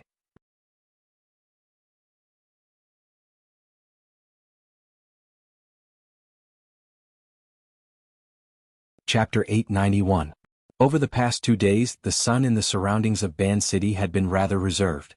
Most of the time, the sun was hidden beneath thick clouds or mixed together with the mist on the surface of the sea. Occasionally, a speck of gray-white light would be revealed. It was lifeless and gloomy just like a story. But no one knew if it would be like this tomorrow or the day after. The Flying Devil Ray liked its current environment quite a bit. It swung its well-developed pectoral fins, controlling the airflow of the sea to hover steadily in midair. Inla had fed it quite well during this time. It was plump and strong, and its streamlined body would naturally produce exquisite and detailed deformations when it stirred the airflow. From the inside to the outside, it formed a cavity with special functions. These internal and external cavities coexisted with tenacity and fragility, but they were especially rich in changes. They were constantly switching and adjusting. This wasn't an innate instinct of the Devil Ray. Instead, it was the result of Luo Nan referencing the weapon configuration design of the virtual brain system. Luo Nan had continuously trained it for over half a year, basically forming a nerve reflex. It made excellent presets for the construction of the infrasonic wave array structure, and it also increased the Devil Ray's perception and offensive changes. It must be known that this fellow possessed considerable electromagnetic abilities. If it could be utilized properly, it could be used as an exoskeleton module in certain situations. In fact, Luo Nan had given this Devil Ray the name, Cheat. Unfortunately, Zhang Yingying and her group felt that this name was rotten to the core. And this big fellow, who was exceptionally irritable due to its mutation, wasn't as cute as Ink and Jerry. It was normally called the Devil Ray, and this name gradually faded into oblivion. Luo Nan stood in the head region of the Devil Ray, one hand supporting the side of its head. This image was probably one of the most feared threatening forms of the world government and the military. Emotional weapon of mass destruction. Mobile infrasonic wave array. Mach 4 slaughterer. Nicknames such as these spoke of the fear and helplessness the secular world had toward the supernatural powers of the inner world. Luo Nan's age and personality made him particularly glaring amongst the group of powerful individuals. But in reality, how much better was he compared to the other in terms of essence? At this very moment, it looked like only civilian fishing boats were operating within a range of 50 nautical miles in diameter. But Luo Nan was able to sense detection equipment coming from the sky, the sea, and many other areas. They were doing their best to break through the interference of the clouds and missed to lock onto his position and pay attention to his movements. As time passed, more and more people joined in. Luo Nan didn't care.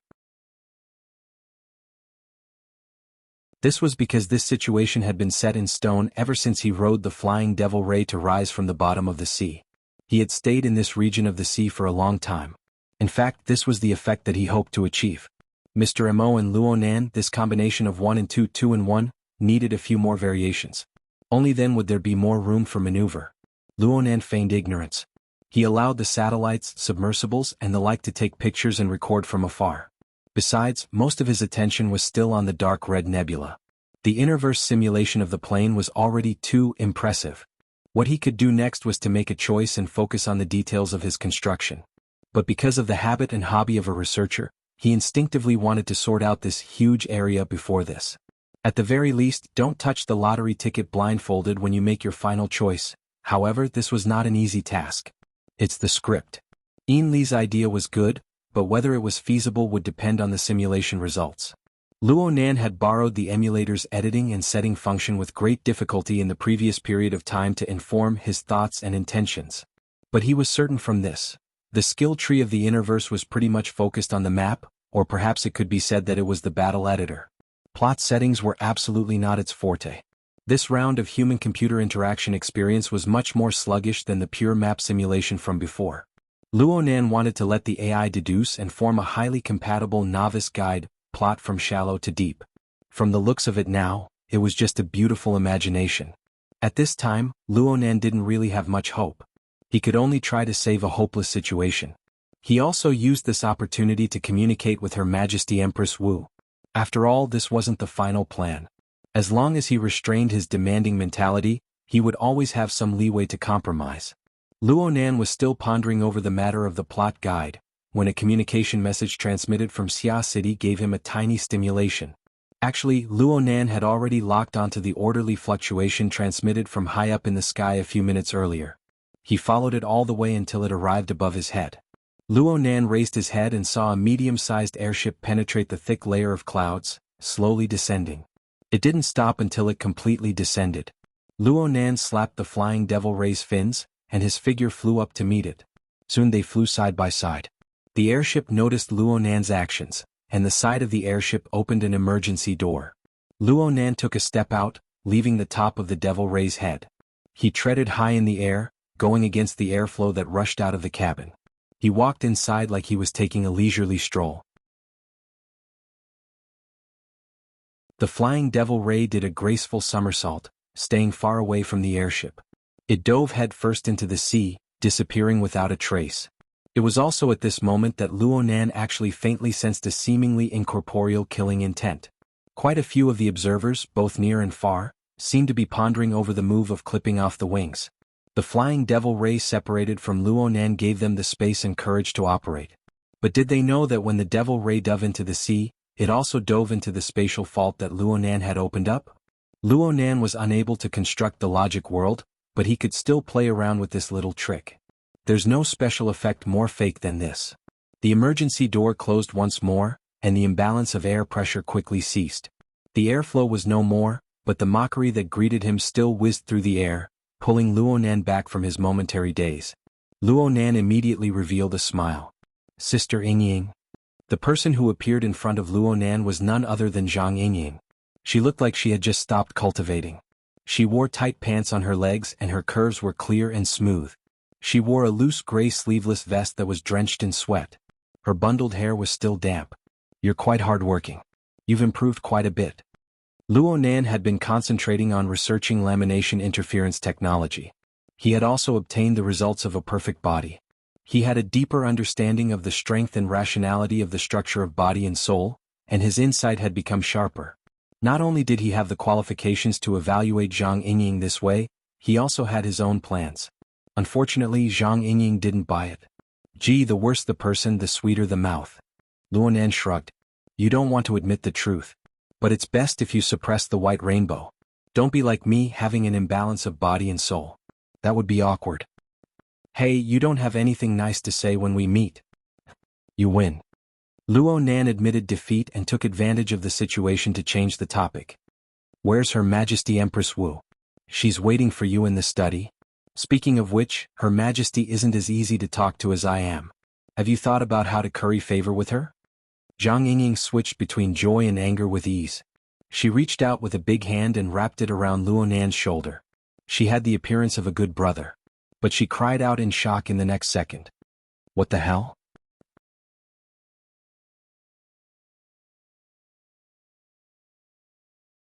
Chapter 892. Zhang Yingying raised her hand reflexively. Her fingertips rubbed twice, quickly dispersing the cool dampness.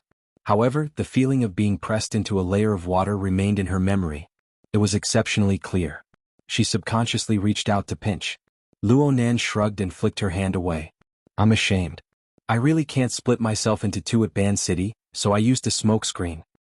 Tired my ass. You're practically playing with flowers, okay? Zhang Yingying quickly came back to her senses. She quickly completed a successful association, connecting the conjectures and hypotheses she had for the past 2 days. So it really is Luo Yuan Y. Moezemo? Well said, well said. Zhang Yingying really couldn't hold back. She reached out to pinch Luo Nan's cheeks. She looked at this flawless face under normal lighting. She wanted to know what material it was made of and how it was pieced together. Open your mouth, blink, stick out your tongue, move your ears. Holy crap. What a godly skill. Not at all. The main reason is because Her Majesty Empress Wu taught me the condensation ring's penetrative subtlety. I just did a few configuration designs and combinations. A large portion of it was piled up by automatic calculations. Luo Nan twisted his fake face and spoke words of flattery with a sincere attitude. This made Zhang Yingying, Empress Wu's lackey, quite happy. You really have a sweet mouth. It can be seen that people can't be stopped when they're bad. Fine, I won't worry about you anymore. Don't make Her Majesty wait for too long. Go on. But come out and play again. How about I try using Baihong to cut you? Don't be silly. Luo Nan waved his hand and locked onto the location of Her Majesty Empress Wu's aura. He didn't need Zhang Yingying to lead the way. He went straight over. Her Majesty Empress Wu's private airship had a rather simple design. Its intelligent guidance was outstanding. Luo Nan didn't spend much time on the road. He soon found the study, knocked on the door and received a reply. Come in. Her Majesty Empress Wu. Luo Nan pushed the door open and entered. He saw today's important target. This study was located at the side of the airship. There was a region sealed with a single piece of tempered glass. Large amounts of skylight carried the colors of the low-altitude mist as it penetrated through. But as the airship rose into the air, its brightness and color quickly slid to a brighter and more gorgeous region. Her Majesty Empress Wu was right in front of this floor-to-ceiling window. She was wrapped in a wide dress made of fine linen. Her long hair was curled up on one side of her shoulders, and her body was curled up on the recliner. She was bathed in the sunlight, and a section of her bare feet was slightly exposed. A scroll of paper was placed on her chest, and it seemed that she had just put it down.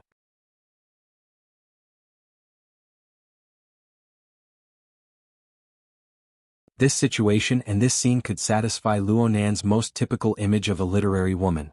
If he were to do a sketch, he would be able to delightedly start writing right now.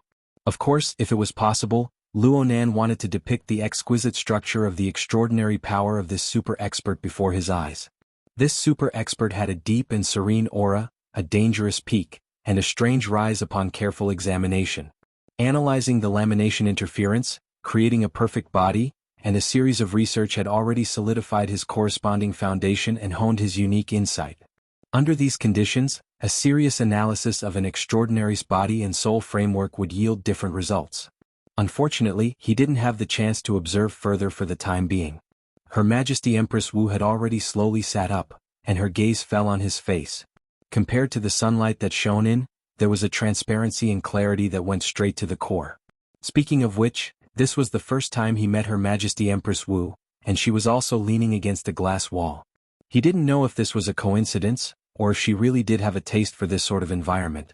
Quite a nice design. Her Majesty Empress Wu was the first to comment on Luo Nan. She was clearly referring to this avatar that Luo Nan had created. She tilted her neck slightly, sizing him up from head to toe with great interest. It didn't matter if she had heard the conversation between Luo Nan and Zhang Yingying, or if she possessed an even sharper insight. In short, she was indeed in the know, and Luo Nan had achieved his goal of informing her. But this was just a prelude. There were some things that he needed to explain in greater detail. A large part of the reason he came today lay in this. Luo Nan walked 2 steps into the room and bowed toward Her Majesty Empress Wu. But before he could even speak, Her Majesty Empress Wu was a step ahead of him. You don't need to say much. I took a few glances at the mail you sent to Ouyang and Old Yu yesterday. I have a rough understanding of the situation. That's enough for now. What she said was a description of the situation that Luo Nan had sorted out yesterday afternoon. She had carefully explained a few things, but it was still relatively brief. It was naturally for the best that Her Majesty Empress Wu didn't mind. It saved Luo Nan the trouble of speaking. Right now, all Luo Nan could do was be polite. Oh, thank you, Your Majesty. Her Majesty Empress Wu gave a silent laugh. She revealed her bright and clean teeth. She casually placed the book to the side and propped herself up with one hand on the recliner. She continued to chat with Luo Nan from a natural and casual angle. You have the habit of hiding your head and showing your tail. I also have a penchant for mysticism. We can barely be considered kindred spirits. Rather than painstakingly pondering over what to say and what not to say, it would be better to diligently guess at each other's foundations. It doesn't matter if you guess right or wrong, it will be more interesting. In any case, the general situation is like this. You can say a word more or a word less. At this stage, my position won't change at all. Sorry. Luo Nan could faintly feel that Her Majesty Empress Wu was pointing at him. It didn't matter if he understood or not. Thinking about it a bit more was never wrong. Plus, he was grateful in any case, so he naturally displayed a frank and humble attitude. You also know that I really don't know how to handle things on my end. I can see that you want to be a skilled member of society, but this isn't something that can be achieved by studying from books, observing, and imitating. The kind of person you envision will forever be making progress amidst shame and awkwardness. Her Majesty Empress Wu seemed to have entered teacher mode, but she soon changed the topic. The problem is that it will be very difficult for you to obtain that kind of opportunity again. You are already a member of society, and you are the type that everyone revolves around. You are just like the center of the world. I don't want to do any psychological analysis, but the truth is that you are already used to this sort of way of doing things. This is the most reasonable choice. Ha! Luo Nan felt that he wouldn't go that far, at least for now. Her Majesty Empress Wu stood up right at this time. Her feet were still bare, but she walked over slowly on the smooth and clean floor. She walked until she was only half a meter away from Luo Nan. Even though she wasn't wearing shoes, she was still half a head taller than Luo Nan. She didn't seem to be that much shorter than his older sister back home. It was hard not to feel a bit of pressure. Cough. Actually, even for an ordinary person, this kind of distance would cause them to instinctively activate their defensive mechanisms, let alone 2 powerful extraordinaries. Even though Luo Nan was an avatar, he still needed to spend a bit of mental effort to adjust the small impact brought about by his vision and sensing effects. Luo Nan wasn't sure what he should do. In a moment of absent-mindedness, he saw the person in front of him raise her hands and reach forward. She pressed against his cheeks from both sides, and she even used a bit of force.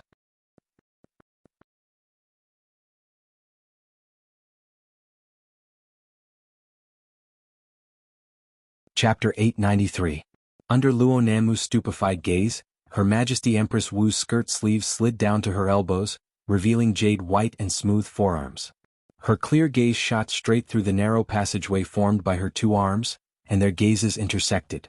This action was somewhat similar to what Zhang Yingying had done earlier, but how could it be the same? Luo Nan was truly a bit stupefied, so much so that he missed half a sentence. Luckily, Her Majesty Empress Wu quickly spoke, her voice clear. This is the masterpiece of Luo Yuandao and the others. This was because the so-called formatting theory that they taught was quite outstanding. It was like the logic that this universe should have. Even if the framework was too strict and caused one's growth to be delayed, as long as one kept digging within the framework and relied on the logic of formatting theory, one could deal with many things. And until now, those idiots outside haven't given you a single question that's beyond the syllabus. Are you talking about me? Luo Nan came back to his senses in a half-awake state. He struggled out of the bewilderment of his basic emotions and instinctive reactions. He vaguely felt that he had heard similar words before, but he forgot whether or not they had come from Her Majesty Empress Wu. The point was, he had always been happy with such expressions, so he took the opportunity to catch his breath and bowed his head in thanks. "Thank you for your praise, Your Majesty. Do you understand it that way?" Her Majesty Empress Wu laughed involuntarily. She withdrew her hand under Luo Nan's confused expression, but she still maintained her current distance. She looked down at Luo Nan's eyes. "Do you think I'm praising you? Let's just take it that way. But forgive me for being blunt, there's no future in the mental path." Luo Nan had forgotten how many times he had fallen into an awkward situation where he was unable to continue the conversation. The most direct reaction in his mind was, preposterous. It must be known that the Iron Triangle of Xia City, including Her Majesty Empress Wu, were all on the mental side. A feeling of absurdity filled his chest. However, when it came to a technical discussion, even if it was more macroscopic, he still maintained his composure and found the corresponding logic. "Your Majesty, do you mean that we shouldn't focus on the spiritual side, and that we need the material and spiritual sides to go hand in hand and interact with each other?" What he did not say was, "just like Raven." Yet here, Her Majesty Empress Wu carried out her mysticism, smiling without saying a word. Luo Nan's chest felt a bit stuffy. He could only continue his train of thought. If this was what Her Majesty Empress Wu meant, then, it was quite reasonable. Though Luo Nan had always put special effort into the mental side, he had always used his mother's coupling theory to build a body and soul frame where the God gear and body gear interacted.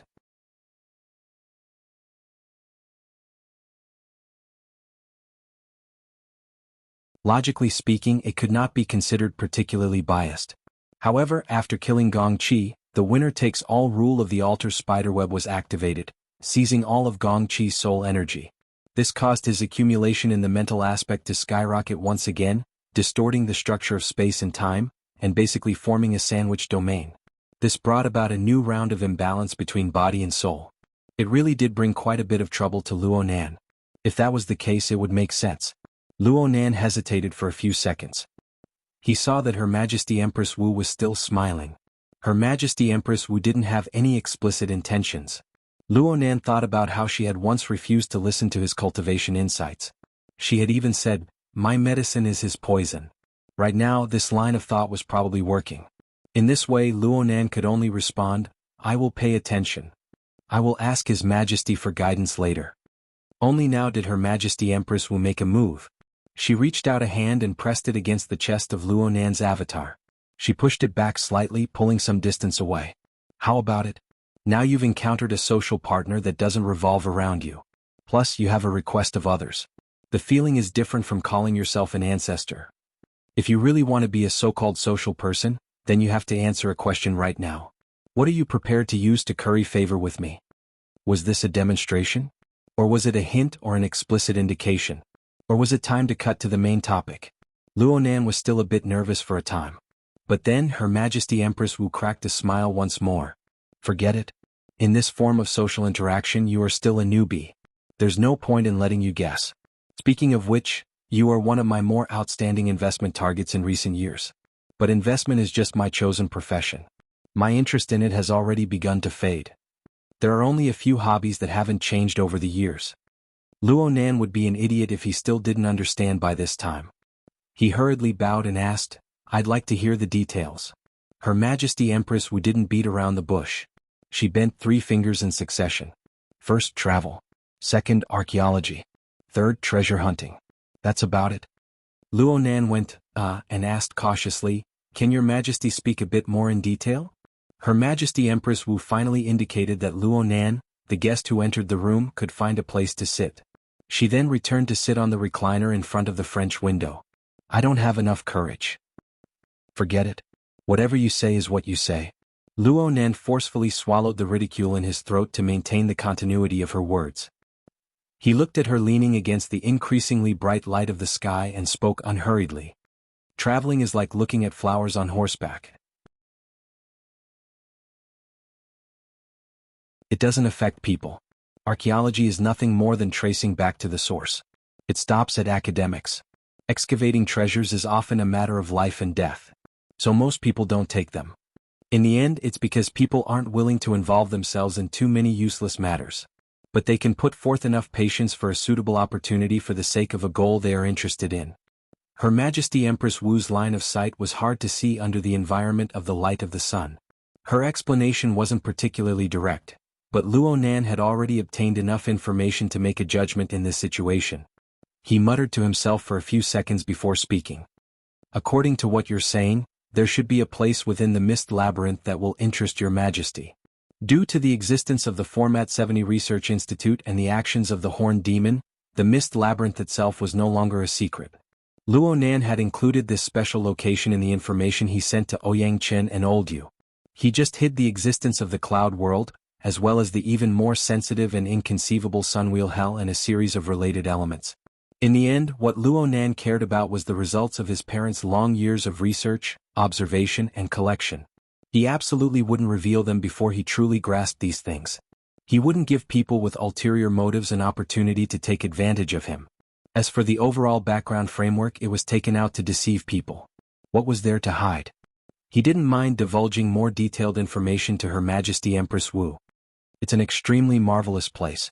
Right now, I'm still continuously observing and researching it. If Your Majesty is interested, I will regularly inform you of my progress. The corner of Her Majesty Empress Wu's lips perked up. What else? Yes.